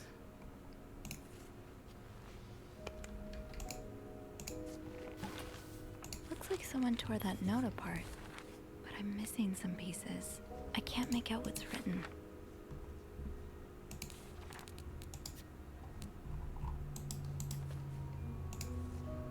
This looks right out of Stranger in the Andrew's Night. alley. I wonder if he's read this one.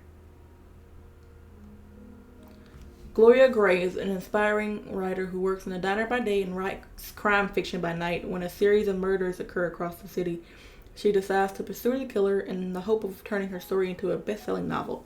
She meets Hugh, a mysterious young man who offers his help in finding the murderer. But soon, Gloria starts to wonder if he is the killer. Pills provide birth control. What's NT?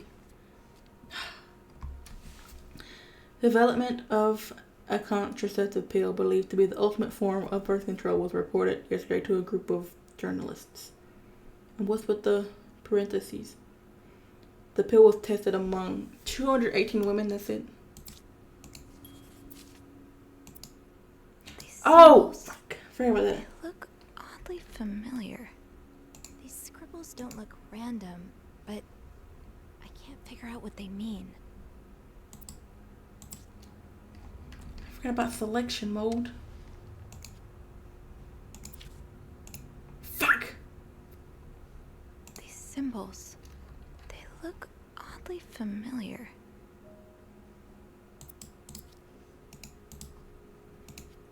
I forgot all about that. Look at the little painting of the little cherub people.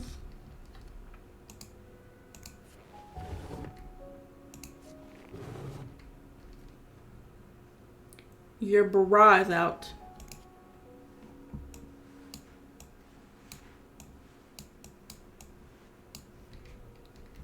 Let me put it up.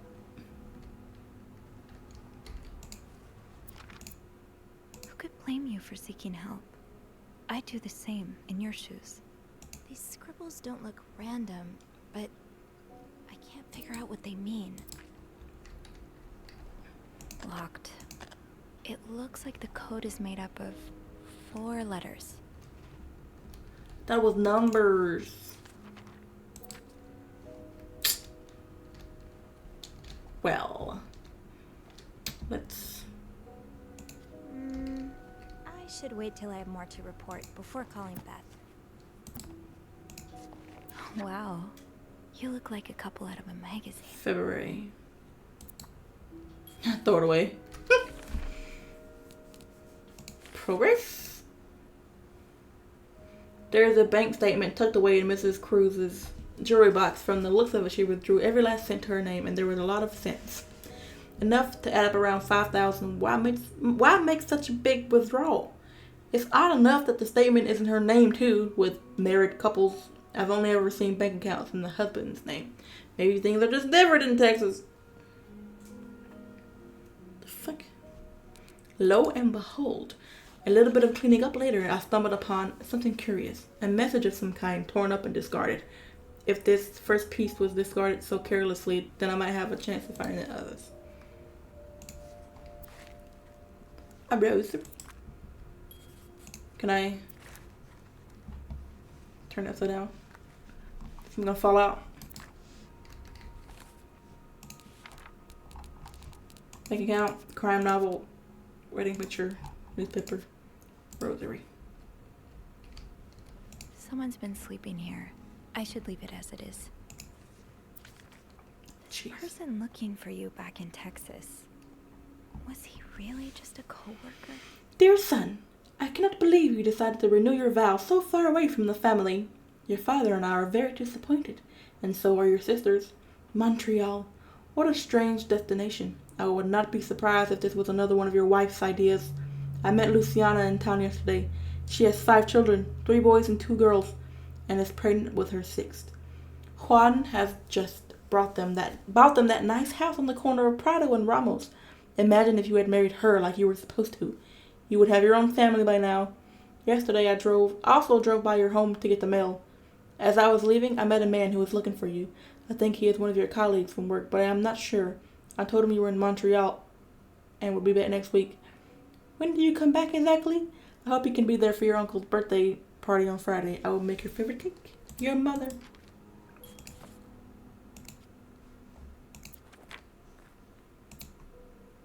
SW. Looks like you had a few appointments with him, Mr. Cruz. Mr. Cruz. Or her. Mr. Cruz. SW. Looks like you had a few appointments with him, Mr. Cruz. Or her. Meeting with John. Regional meeting.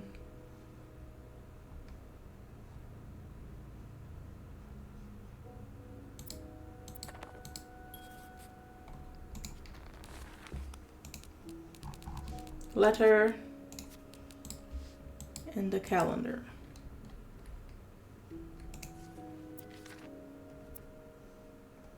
Montreal vacation.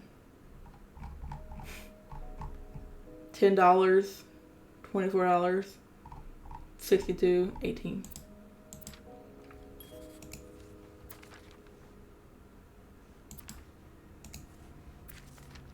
Okay, I can't enter a selection. Gotta remember that.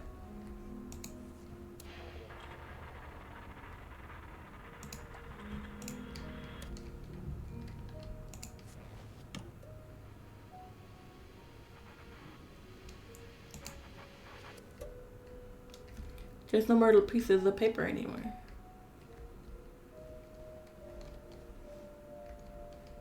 No combination, no entry. Maybe I'll find more of those torn paper pieces if I keep cleaning the room. Did I not clean the room?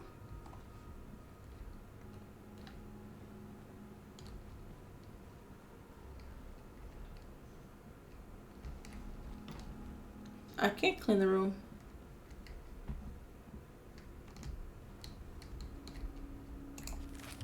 Oh.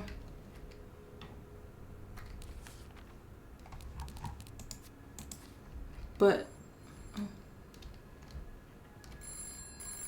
Hello? Hello?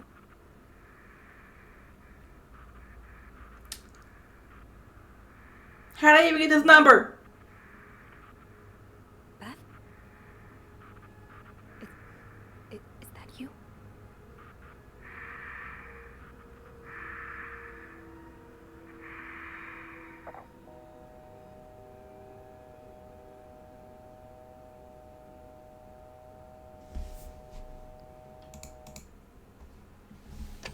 Should have called reception.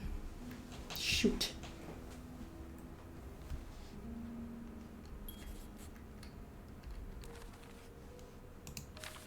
The phone rang while I was tidying up room 509. When I picked up, all I could hear was breathing.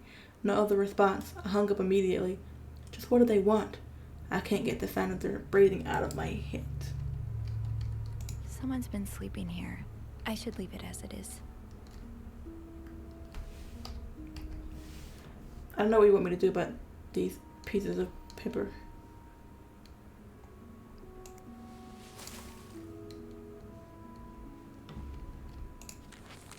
Just more.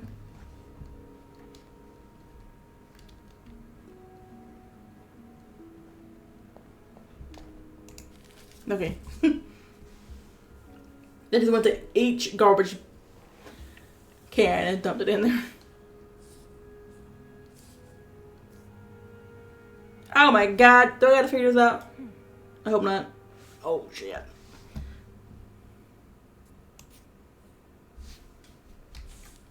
Okay. That's the top of a paper. That's also the top. That's the side of a paper. That's the middle of a paper. That's a top. Yep. Like that.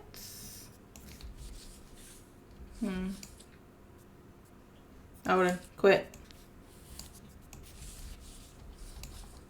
Like that.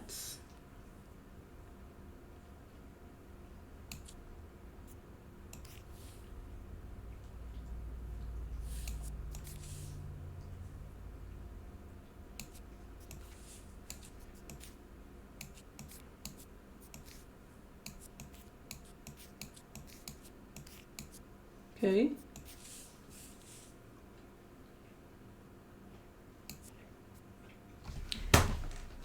If you don't quit. Oof. Okay. Now. There. But where would this go? Ooh. Rather. What about you? I'll just move it over. Can't. Oh god, I messed it up. Fuck.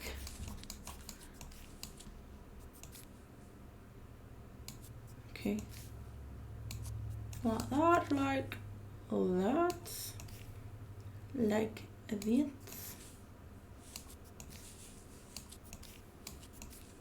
Oh god, I messed myself up.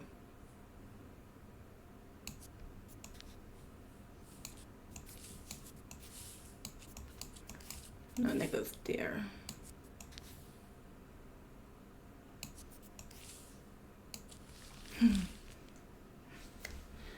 It's some kind of code.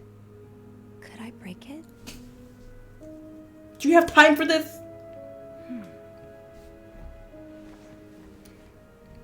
We should be cleaning. You solved the torn puzzled for not for long. But not for long. What you look over here for?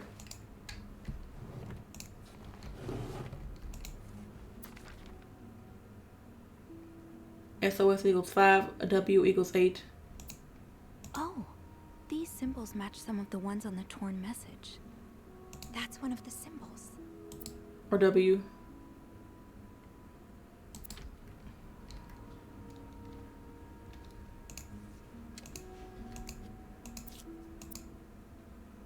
Aha! I'll have to remember these. I will not.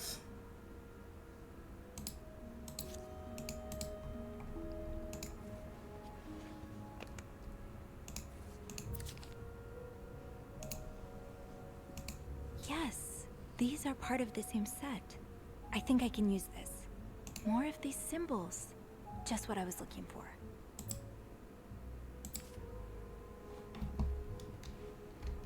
Okay.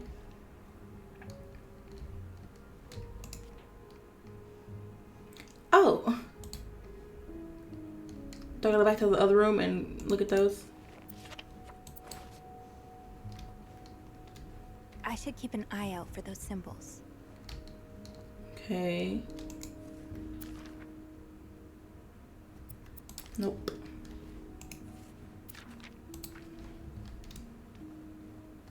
Let's go to room 5. Right, go back to room.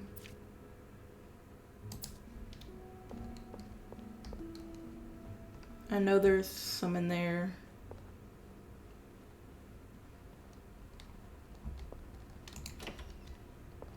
I'm back.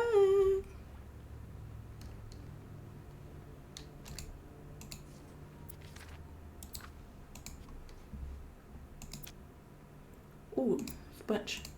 Yes, these are part of the same set. I think I can use this. Yes, these are part of the same set. I think I can use this. Yes, these are part of the same set. I think I can use this.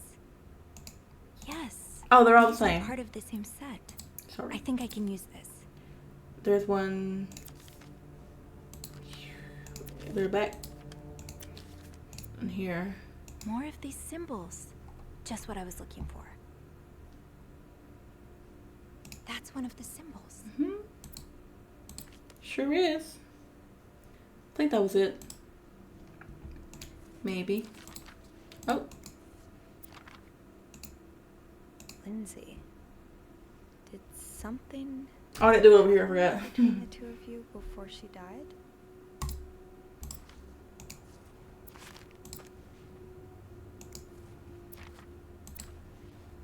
Okay.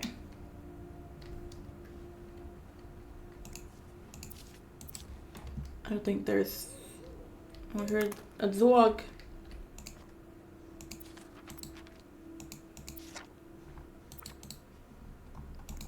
Alright.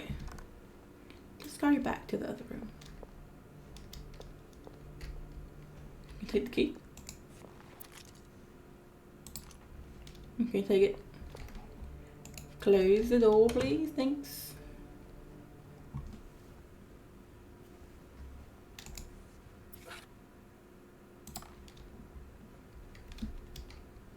I go back in here.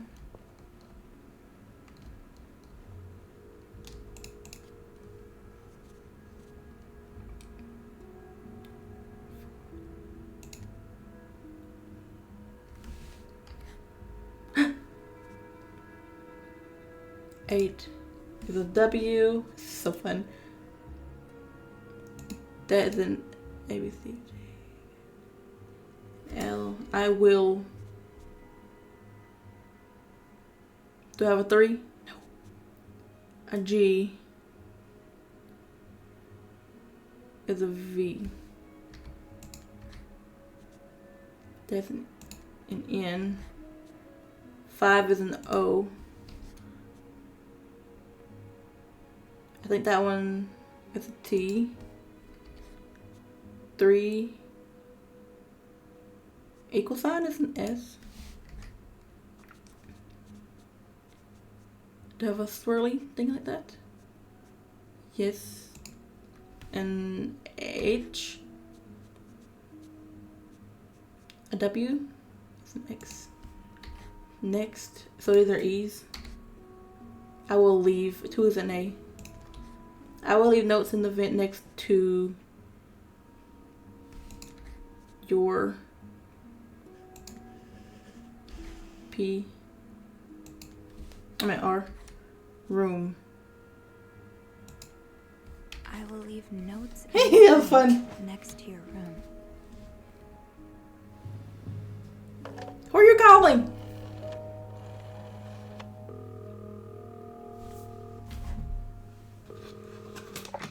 Clarington Hotel reception desk, Beth speaking. Hey Beth, it's me. Hey, so how did the snooping go? Find anything? I did. I found a message written in strange symbols. A kind of secret code. Secret code? Well, spill the beans. What did it say? I will leave notes in the vent next to your room. In the vent? Who the hell does that? I don't know, but whoever the message was intended for went through a lot of trouble to hide it. It was torn in 12 pieces and scattered in 3 different trash cans. So the Cruzes are keeping secrets from each other. Do you think one of them's having an affair?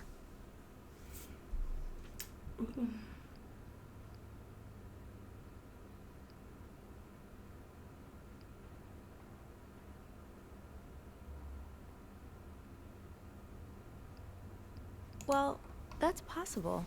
It's quite Probably obvious they're blackmail. having marital problems.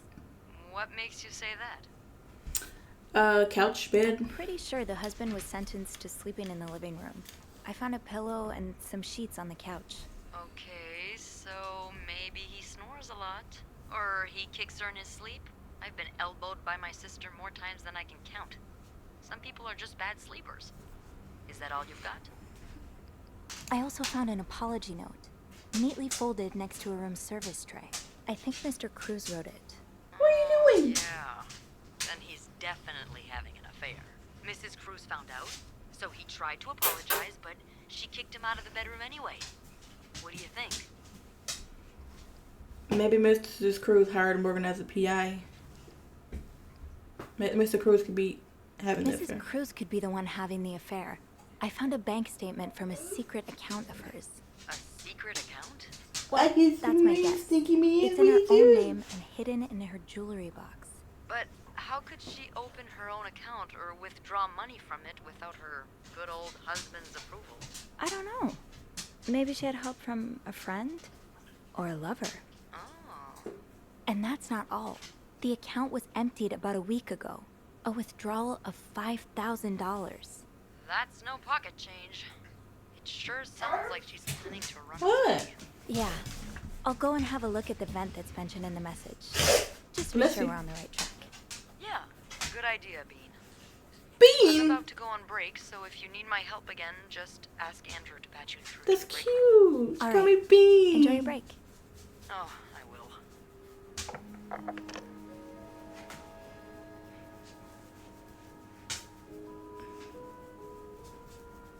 Squishy, squishy, squishy, squishy.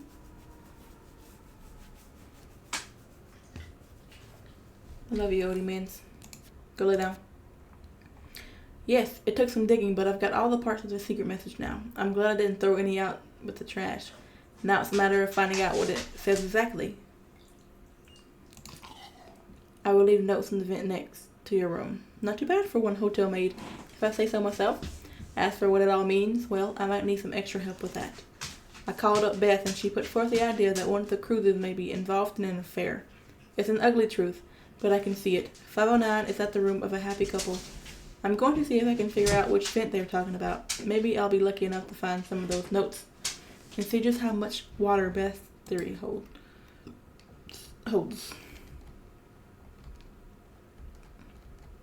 Let's go. A vent.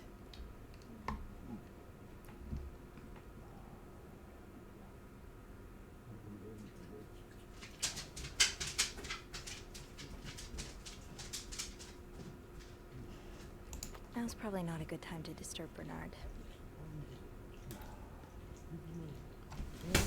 What? They're together? Or is that a secret?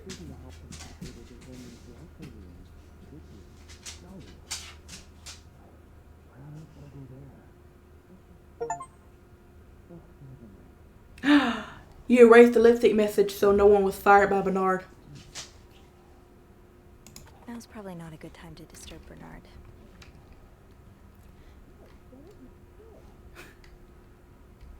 I'm glad I did that.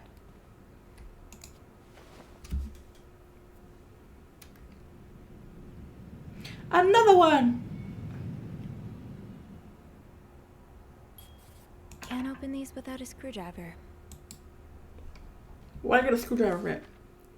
The janitor's closet is right nearby.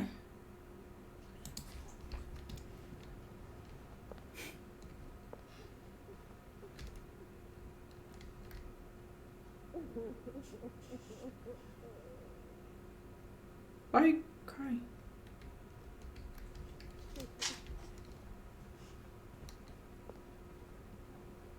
Janitor's closet.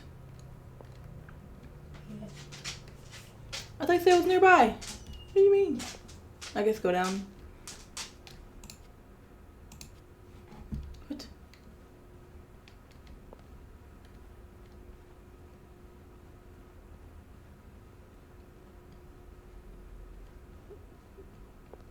Oh, right there. Literally. Oh god.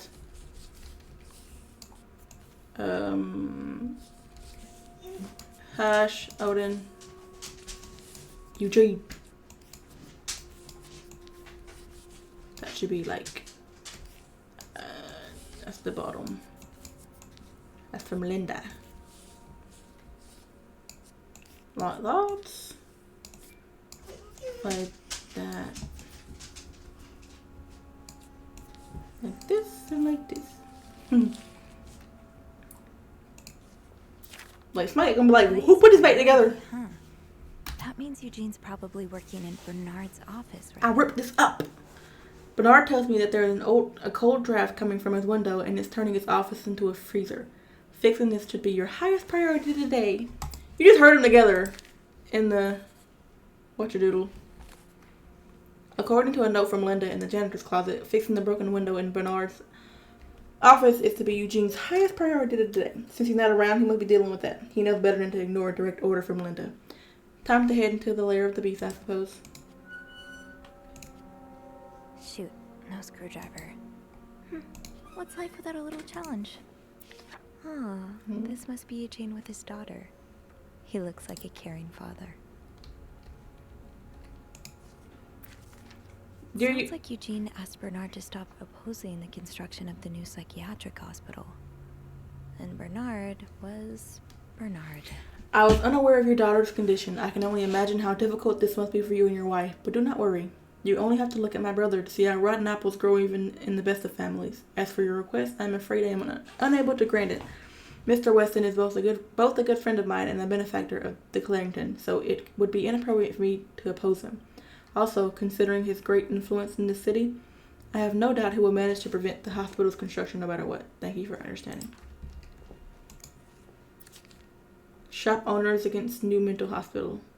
William Weston.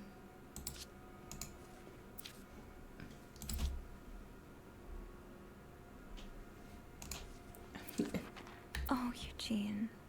I had no idea. A friend of mine has heard from her hairdresser, who's heard from her sister-in-law, who works as a secretary to the mayor, that the city plans on building a new mental hospital right next to the Clarington. Imagine, Denise could get the care she needs while staying close to home. It's almost too good to be true. I don't dare get my hopes up, but still, I'll keep my ear to the ground and keep you posted as soon as I have more news. I'll be right back. 2 seconds. 2 seconds. Hold on. Oops, I almost stopped the stream.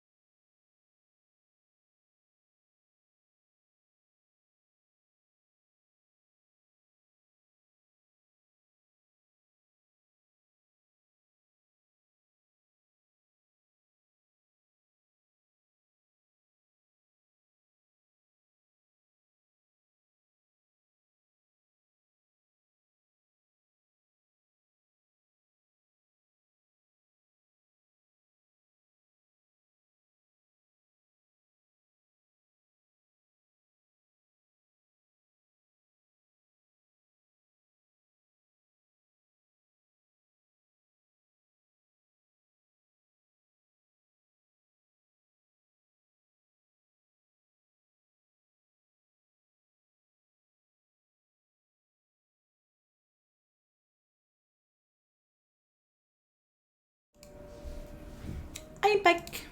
Okay. Eugene's a pro at fixing the fuse box whenever there's a power outage. Barbara. Eugene must be down in Bernard's office. I should go ask him for a screwdriver. Well, I guess.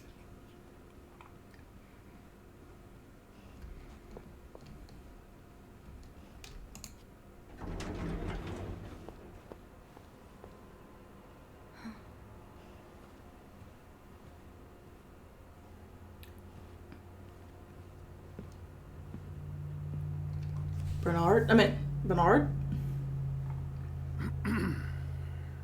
It's, Miss Belivet, isn't it? What?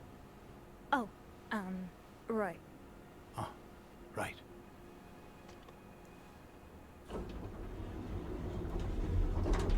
You're the one who took last week off, aren't you?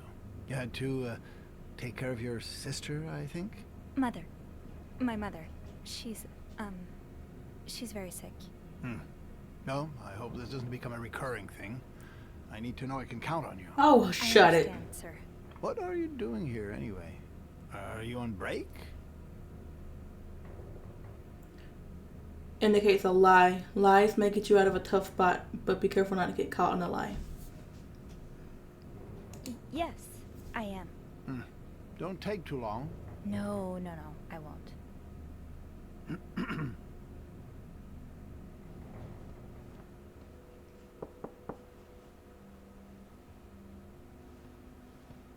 Well, don't you look mischievous. Hey, Bean.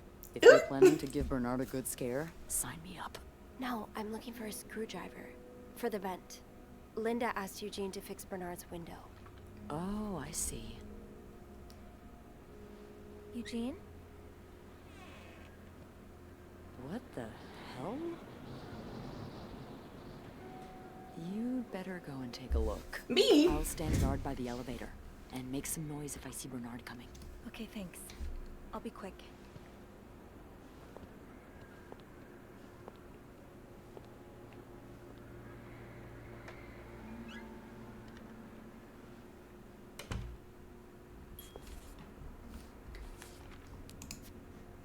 On my way down to look for a screwdriver in Bernard's office, I ran into the big boss himself in the elevator.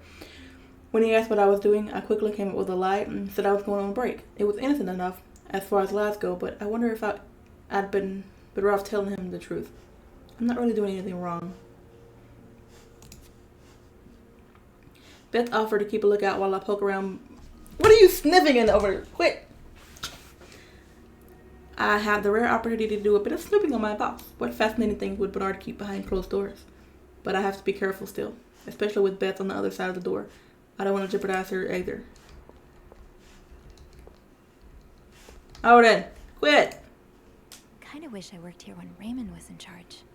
Sounds like the hotel was very different back then. We've stopped coming 2 or 3 years ago because of all the unsavory characters hanging around. My wife was quite afraid. Well, just look at these distinguished gentlemen. And a young Bernard.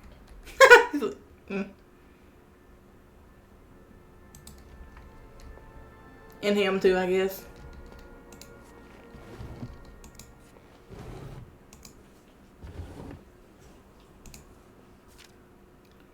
Mr. Leduc. My employer has made the following request. To avoid unwanted attention, his identity should remain a secret to both guests and staff. The temperature in room 602 should be kept at exactly 22 degrees Celsius. His dogs should be fed the very best roast beef. His room should be cleaned every day at 11:30 on the dot. Eggs should be banned from his room service orders. No one should disturb him between the hours of 4 and 5 p.m. More requests shall follow once my employer takes possession of his room. Thank you. Alright.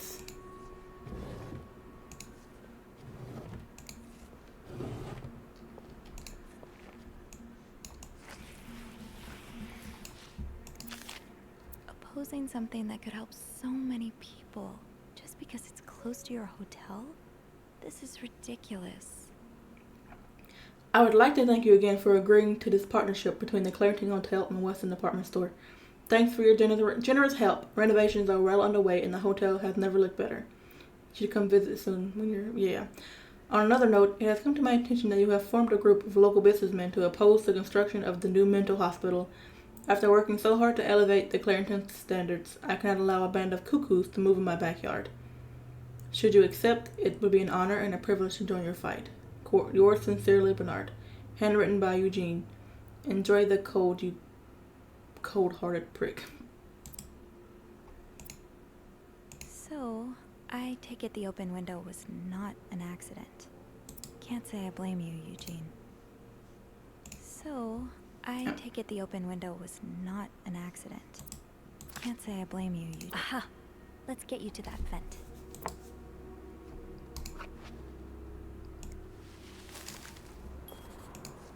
With this blizzard, Bernard's office will be a skating rink by the end of the day. Best to avoid that.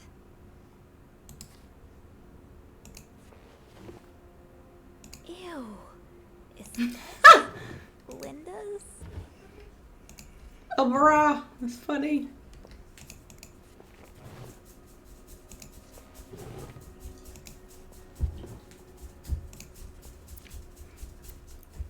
On room 602, ask Eugene to fix radiator. Call Weston's office. Apologize to Mr. and Mrs. Drake for mishap. Speak with contractor about cost overruns. Call Weston's office again. Decide winner for Employee of the Month. This does not look like a nice brotherly check-in. I had no idea things were this bad between Bernard and Raymond. Nope. Dear brother, I thank you for your invaluable input, but need I remind you the terms were in agreement? I did my part. I got you out of jail and have ensured that news of your deviant ways will not leak. Now I expect you to keep your side of the bargain and stay out of my way. You are not in charge of the hotel anymore. I have worked relentlessly these past few years to return the Clarington to its former glory. A great challenge considering the poor state you left it in. I'm glad Father never got to see how you so shamelessly destroyed his great legacy. As for me, I would be dead too before I listened to a single word of advice from you. You ask, I lower our prices, but I can tell you I plan on doing just the opposite. My guests will only be la creme de la creme. Your deviant friends can find themselves another place for their sinful debaucheries. Enjoy your retirement.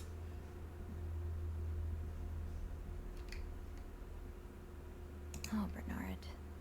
So close to doing something altruistic, but here you are holding it over your brother. What Bernard considers sinful debaucheries could fill an encyclopedia. Could be anything from wild parties to guests walking around with their ankles exposed.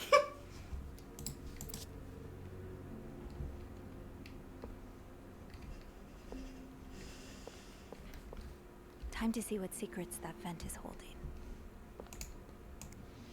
Surely your break is over by now. No, it's not. I came by here not too long ago, and Andrew was already covering for you. That's because I was in the ladies' room. That's no excuse to... It's my time of the month. You're married, aren't you? So you know how it is.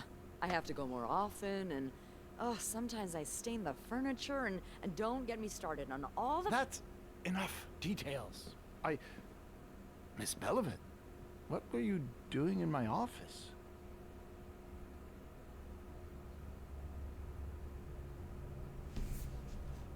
I was looking for a screwdriver to fix a loose vent. A loose vent? Well, that sounds like a job for Eugene, doesn't it? And why on earth would you look for a screwdriver in my office? I thought Eugene might be there. Well, I don't ever want to see you in my office without permission again. Am I clear? Yes, sir. Mr. Drake has asked to see you. Again? God, he just can't get enough of me, can he? Just indulge him. Apologize one more time for Friday's mishap. Do whatever needs to be done. We cannot afford to lose such loyal guests. Okay, fine. I don't like you, Bernard.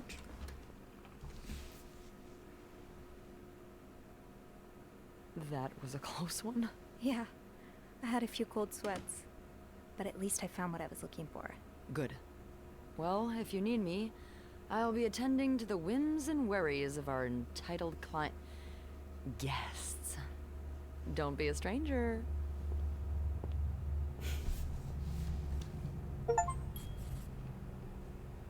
You managed to talk your way out of Bernard's questions without something.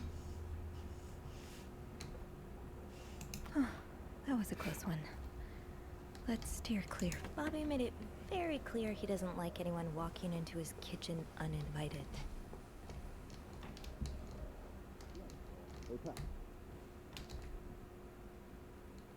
All right. Okay, let's go back.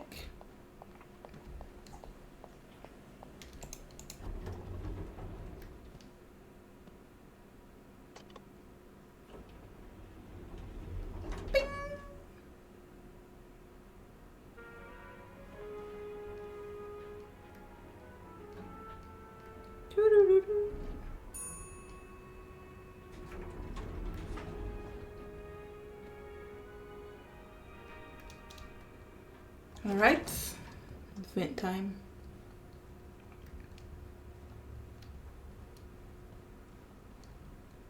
Oh, I guess I'm free to disturb room 508 now. But that's where Bernard and Linda were... Ew.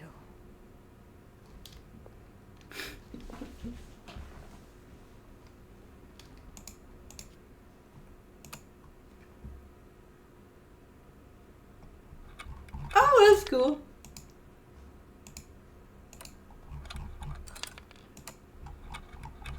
The unscrew button is like the...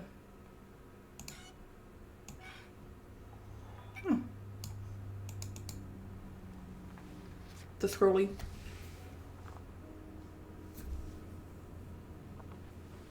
Oh, I want to look at the room afterwards.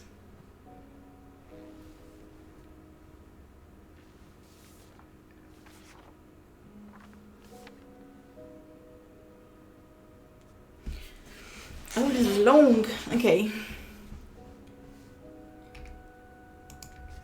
It's meet. Meet me 5 tonight.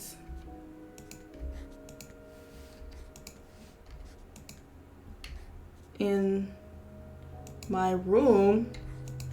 What? Michelle. Michael will be sleeping. We need to discuss Meet me our tonight plan. in my room. Michael will be sleeping. We need to discuss our plan. You call her every time. Clarington Hotel reception desk, Beth speaking. It's me. Oh, hello, Bean. You got me Bean, that's so cute. I found another secret I message. found another message written in secret code. What does it say? Meet me tonight in my room. Michael will be sleeping. We need to discuss our plan. Michael? Who's that? Another husband? I don't know. It's the first time I'm hearing of a Michael in this story. Let me check the logbook. I want to see what it's like if I would have told Andrew. There's a Michael staying in room 507. Mrs. Beaumont's room? But she doesn't have a husband. She's here alone with... Oh! Michael must be her son. I got him some extra blankets the other day so he could build a fort. Could Marcella? Yes? No, never mind. So, what's next? I guess I should go have a look at 507, but it's not on my list. There's a do not disturb sign on the door. Well, I could call the room to make sure no one's there. Good idea. Hang on. I wouldn't pick up either. Like, what?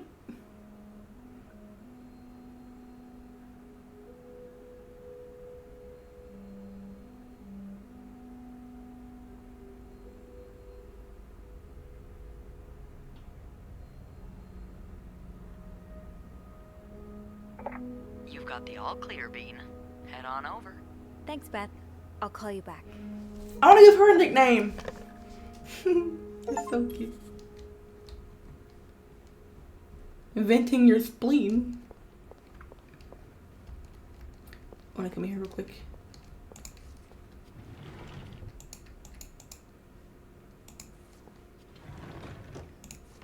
I gotta click the Bible just in case. And read her Bible.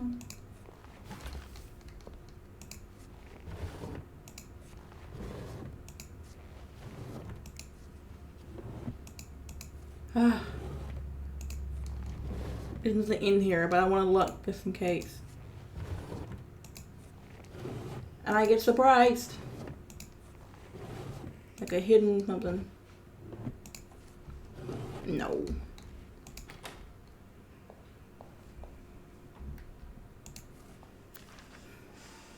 Say no to divorce. What is that?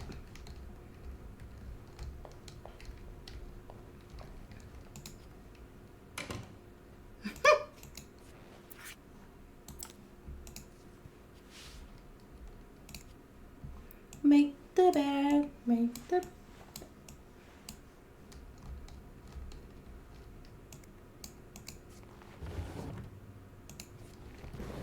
Alright. They have some champagne. I meant to pick it up. Or wine.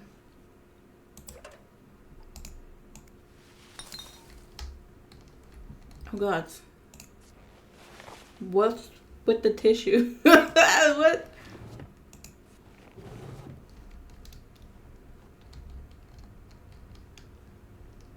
Okay.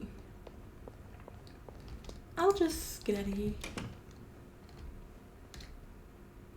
Let's put those on the bathroom shelf. Whose bathroom shelf?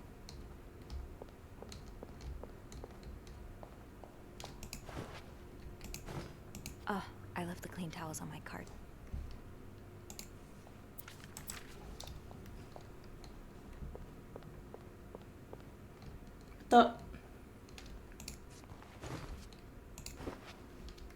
I'm carrying two. I'm at one. Here you go.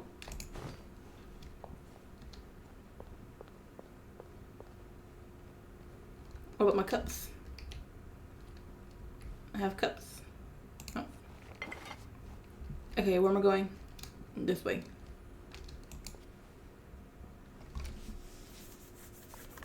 Away in the stream. Shit. I want to play some more. Okay, I'll look at this room, then I don't want to end it. Oh my God. This is so fun. I've got so much stuff to look at. Sorry. I should have known it wouldn't be as simple as walking out unnoticed. Bernard was waiting on the other side of the door once I finished up in his office. I'm really glad my job keeps me from interacting with him too often. I don't know how many more times I can handle hearing him calling me Miss Belivet. I managed to evade his suspicion, screwdriver in hand, even if it meant bending the truth a little. All in all, I'd say that went as smoothly as it could have. Just as that letter promised, there was a note in the vent. Secret message.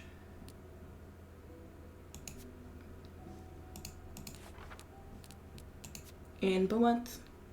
She's a divorcee. I don't know how that information got out the first time, but since then, Linda's made sure we wouldn't forget it. Anne's stay at the Clarington has been the lengthy one, and it shows in her room. Open suitcases, stray coffee cups, a pillow fort. It all feels very lived in. Not a lot of guests get as comfortable as she and Michael have. Maybe I'll be able to find out why she came to the Clarington and why she's yet to leave. So Michael is Anne's son. I thought his name was Mitchell this entire time. Probably because anytime we've interacted, he's been either racing down the hallway mid-sentence or talking through a mouthful of sugared frosted pops. No wonder I didn't recognize the name at first. I think Michael must be around 8 or 9. He's a sweet little boy, and he's grown on a lot of the maids here. Since we've been seeing him around for around a month now, I think a lot of us would be sad to see him go. His mom asked me for extra blankets once so that he could build a blanket fort. I'm glad he's enjoying his stay at the Clarington. Staying in hotels when you're a kid must be such an adventure. Raymond. I'll read that later. The bathroom? He's all but outright threatening you. Oh, I hope you can stay as far away from him as possible. I just met with your damn lawyer. You've got some balls to accuse me of all that, as if you were so irreproachable yourself. Do you think I don't know where you spend your nights? But worst of all is that you won't let me see my son. You won't even tell me where he is. If you think you have a chance to get custody, you don't really know me well. I won't let you take Michael away from me. Squeaky, squeaky, squeaky.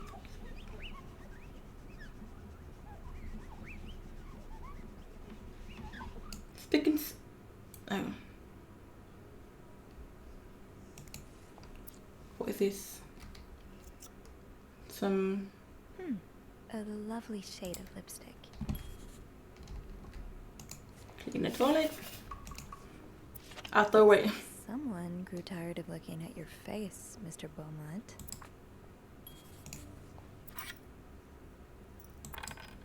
I can throw that away. I'm not throwing that away.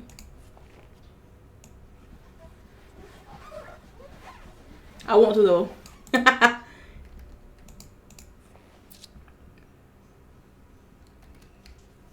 Just some matches.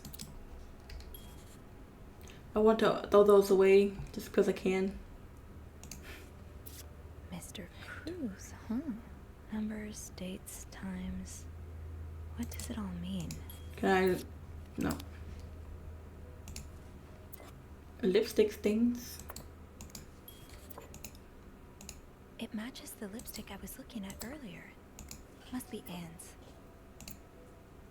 Wendy. I know lipstick marks are a pain to scrub Maybe. off, but they're kind of charming. Some brandy.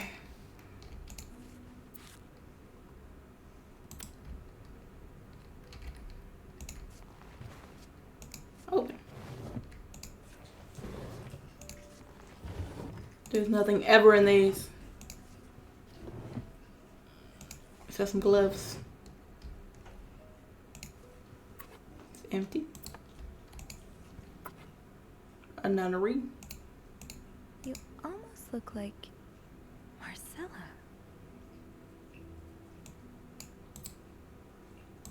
Okay. Free yo-yo inside. No. A fort. Papa. Michael, adults can be so confusing. I'm sorry, but Mom... I promise, it's not you. Mom asked me not to tell you the name of our hotel. She allowed me to talk about our room, though. We have 2 little beds, a radio, and even a television. Mom let me build a fort, and the maid brought us extra blankets. She was really nice. The hotel is nice, too, but I miss home. I wish Mom and you could be happy, and I wish everything could go back to the way it was before. But Mom says it's impossible. She says she no longer loves you. Do you think she'll ever stop loving me, too? Need a car?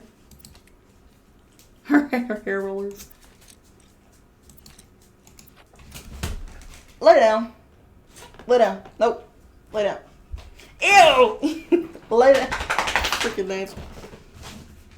So you were eager to set up a meeting, but didn't want anyone noticing. I hope you're all well in spite of the circumstances. We've been on the train for 2 days now. It's a long ride, maybe even longer by the fact I cannot wait to see you again. We are scheduled to arrive in Montreal on the eve of Valentine's Day. I booked room 509 in a marital suite. When we arrive, please refrain from talking to me until we can figure out a safe way to see each other. Say hello to Michael for me.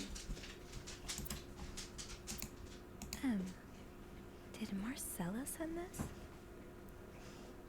Okay.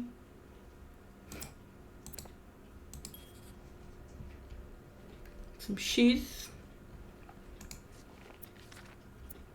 The winds and the leaves that day made a sound that sounded like...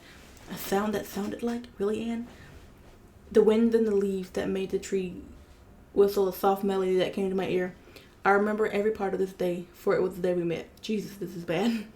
I was looking for my cat when I heard the sound of the leaves blowing in the wind, like a melody to my ear, on this summer day when I met you, where I met you. What is this melody? Throw it away. Oops.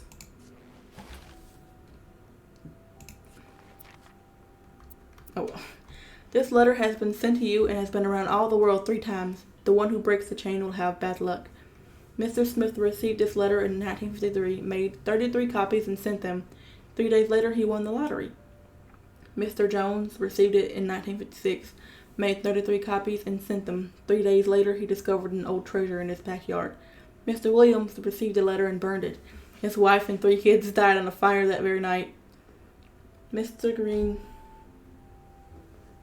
forgot the letter in a drawer and lost his job. When he found the letter again, he got a better job than before. In no case should this chain be broken. Make 33 copies and send them. You will experience great joy within 3 days.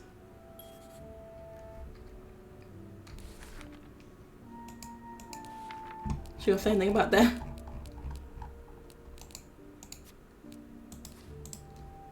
Should I throw it away?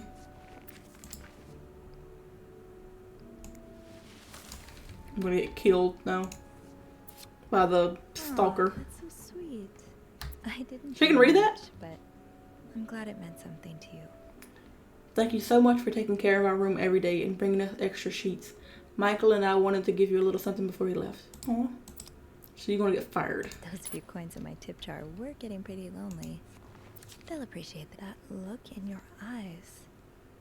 What does it mean? You don't need to know why. Who's this from? You don't need to know my name, but you've seen me. I've recognized that look in your eyes when you checked in. You and I don't need to make a fuss out of this. You keep your wits about you and I'll do the same. She's leaving. Locked. The key has to be around here somewhere. Is that a bracelet? Greta. So husband can abuse his wife and just get away with it? And people like Linda still think divorce is wrong? Ugh.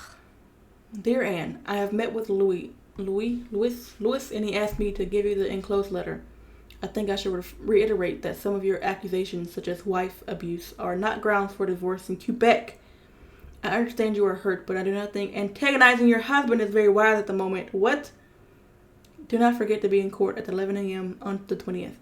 Be on time. Also, a friendly reminder that my fees for January need to be paid before the end of this month. I am happy to help you out, but I cannot work pro bono on this.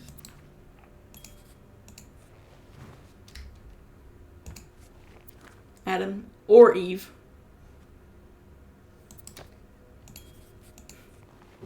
Snakes and ladders. Funny how some games really stand the test of time.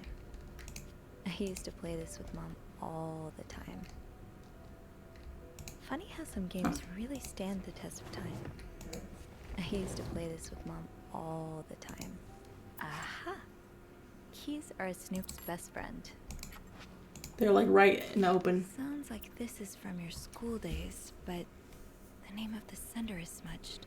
Dear Anne, you were right. I missed the snow already. It's so hot right now in Texas. It's quite a shock after the cool weather of Montreal. My family has never seen snow before, and I cannot find the words to tell them how beautiful it is. They don't understand what they are missing. I wish I could build my brothers a snowman like the one we built together a few weeks ago. I know it's childish, but I had not had that much fun in years. Christmas was exhausting. 9 days of eating, singing, dancing. It's great fun, but I am glad it's over so I can rest a little. Of course, celebrations will resume for New Year, but it gives me a few days to relax. How are things going with your family? I know you don't get along well, but I hope you are still able to have a good time. I will leave for Montreal on the 8th. I cannot wait to be back. I miss finding black cat hairs all over my clothes. I miss our late night study sessions at Harry's. I even miss Sister Miller's classes, if you can believe it. I will see you soon. It looks like it starts with an M. Throw it away.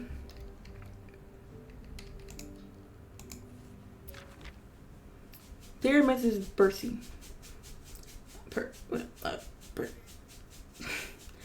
we have successfully processed a request to withdraw your son Michael from his school schedule and system under the agreement that you will continue his education from home. Following this letter, you will receive the list of books and school materials you need to purchase in order to follow the curriculum from home. A social worker will be in touch to help you understand our milestones so that your son can benefit from our programs from the comfort of his home. Thank you for thinking of your son's education. La Grammar. Alright, let's open this box.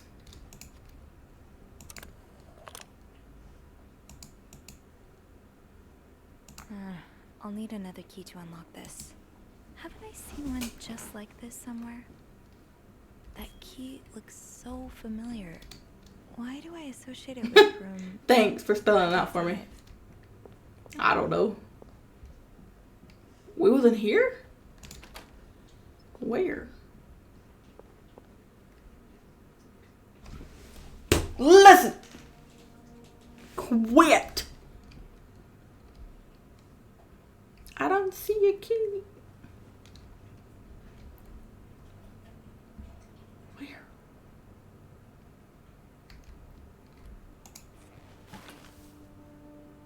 I don't see a key anywhere.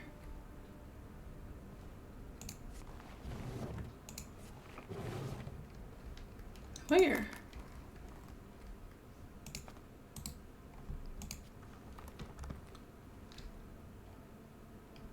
in the...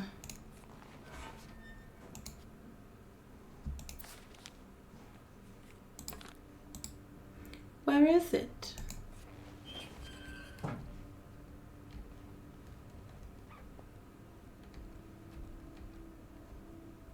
I don't see the key. Where is the key?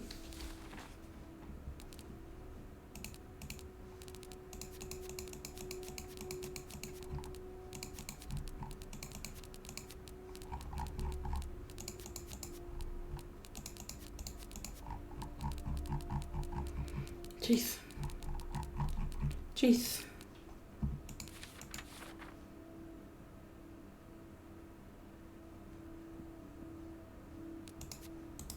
I don't know where the key is.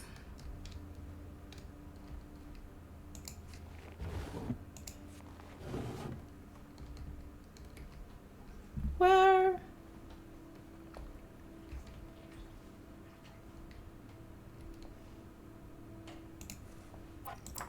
Where are you, key? I don't know. Where's the key?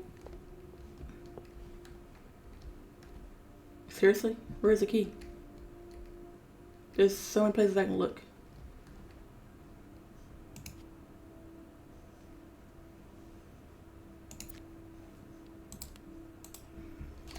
Think, Sophie. Where have you seen a key It's like not that in the one safe. before? In a safe?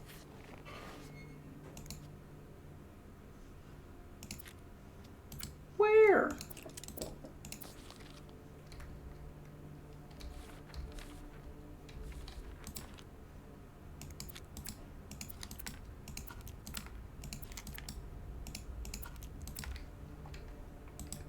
That key looks so familiar. It's not in the safe. What are you Why do talking I about? associate it with room 505?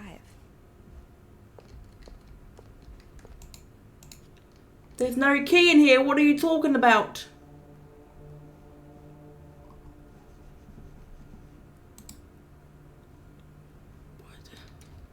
Think, Sophie. Where have you seen a key like that one before? In a safe?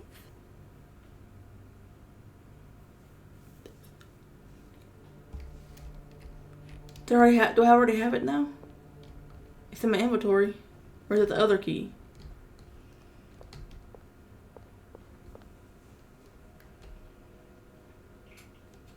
It's the same key.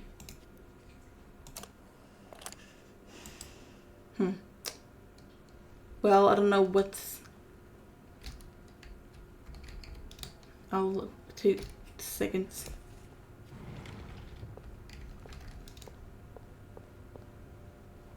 It's not in this safe. I don't know what. It's 505, correct? I was in the necklace. Duh. Ah, there you are. With I'm dumb. Marcella. God knows where she is.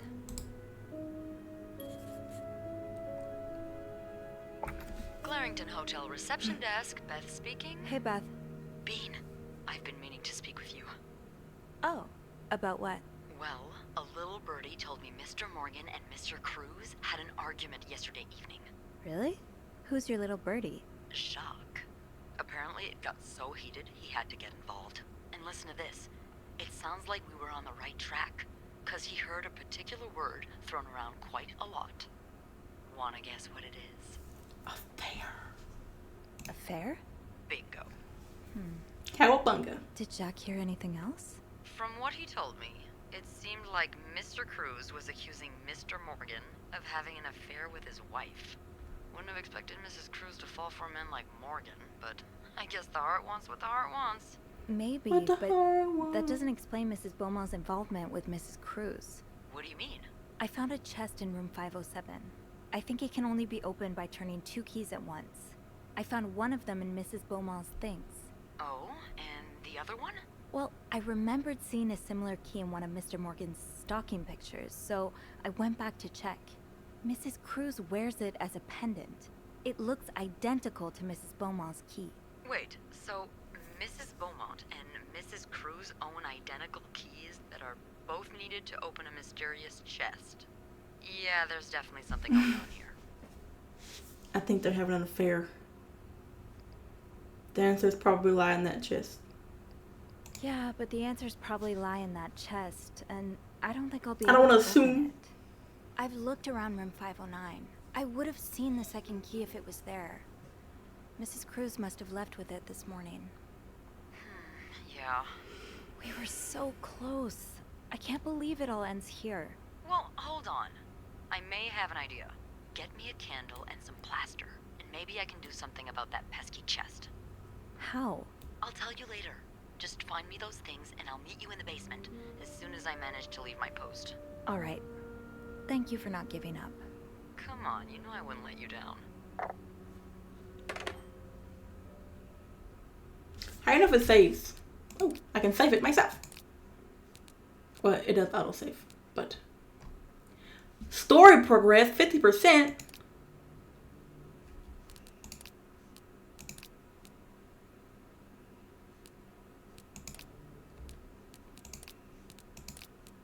I don't feel like it's okay. 50%. It's been 2 hours and 36 minutes. So it's like a 7-hour, 6-hour game? No, I want it to be longer. Anywho, I'm really enjoying it. I really like it a lot. I'm like out of frame. Oops. But I really like this game a lot. I've been waiting for it forever. It was supposed to be in October when it got released, but it got moved to the first.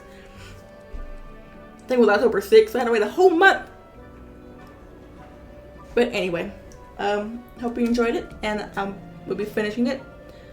But the next time I'm going to play is tomorrow, and I think tomorrow, and it's going to be Alan Wake. And Alan Wake is going to be a long time to finish that one because it's 19 chapters, and I'm on chapter like 5, and it's been like 6 hours of gameplay, so I'm excited for that too. But this game is scratching all the itches. Like, I love the style, I love the premise of it. It's so good. But anyway, thanks for watching, and I will see you guys next time.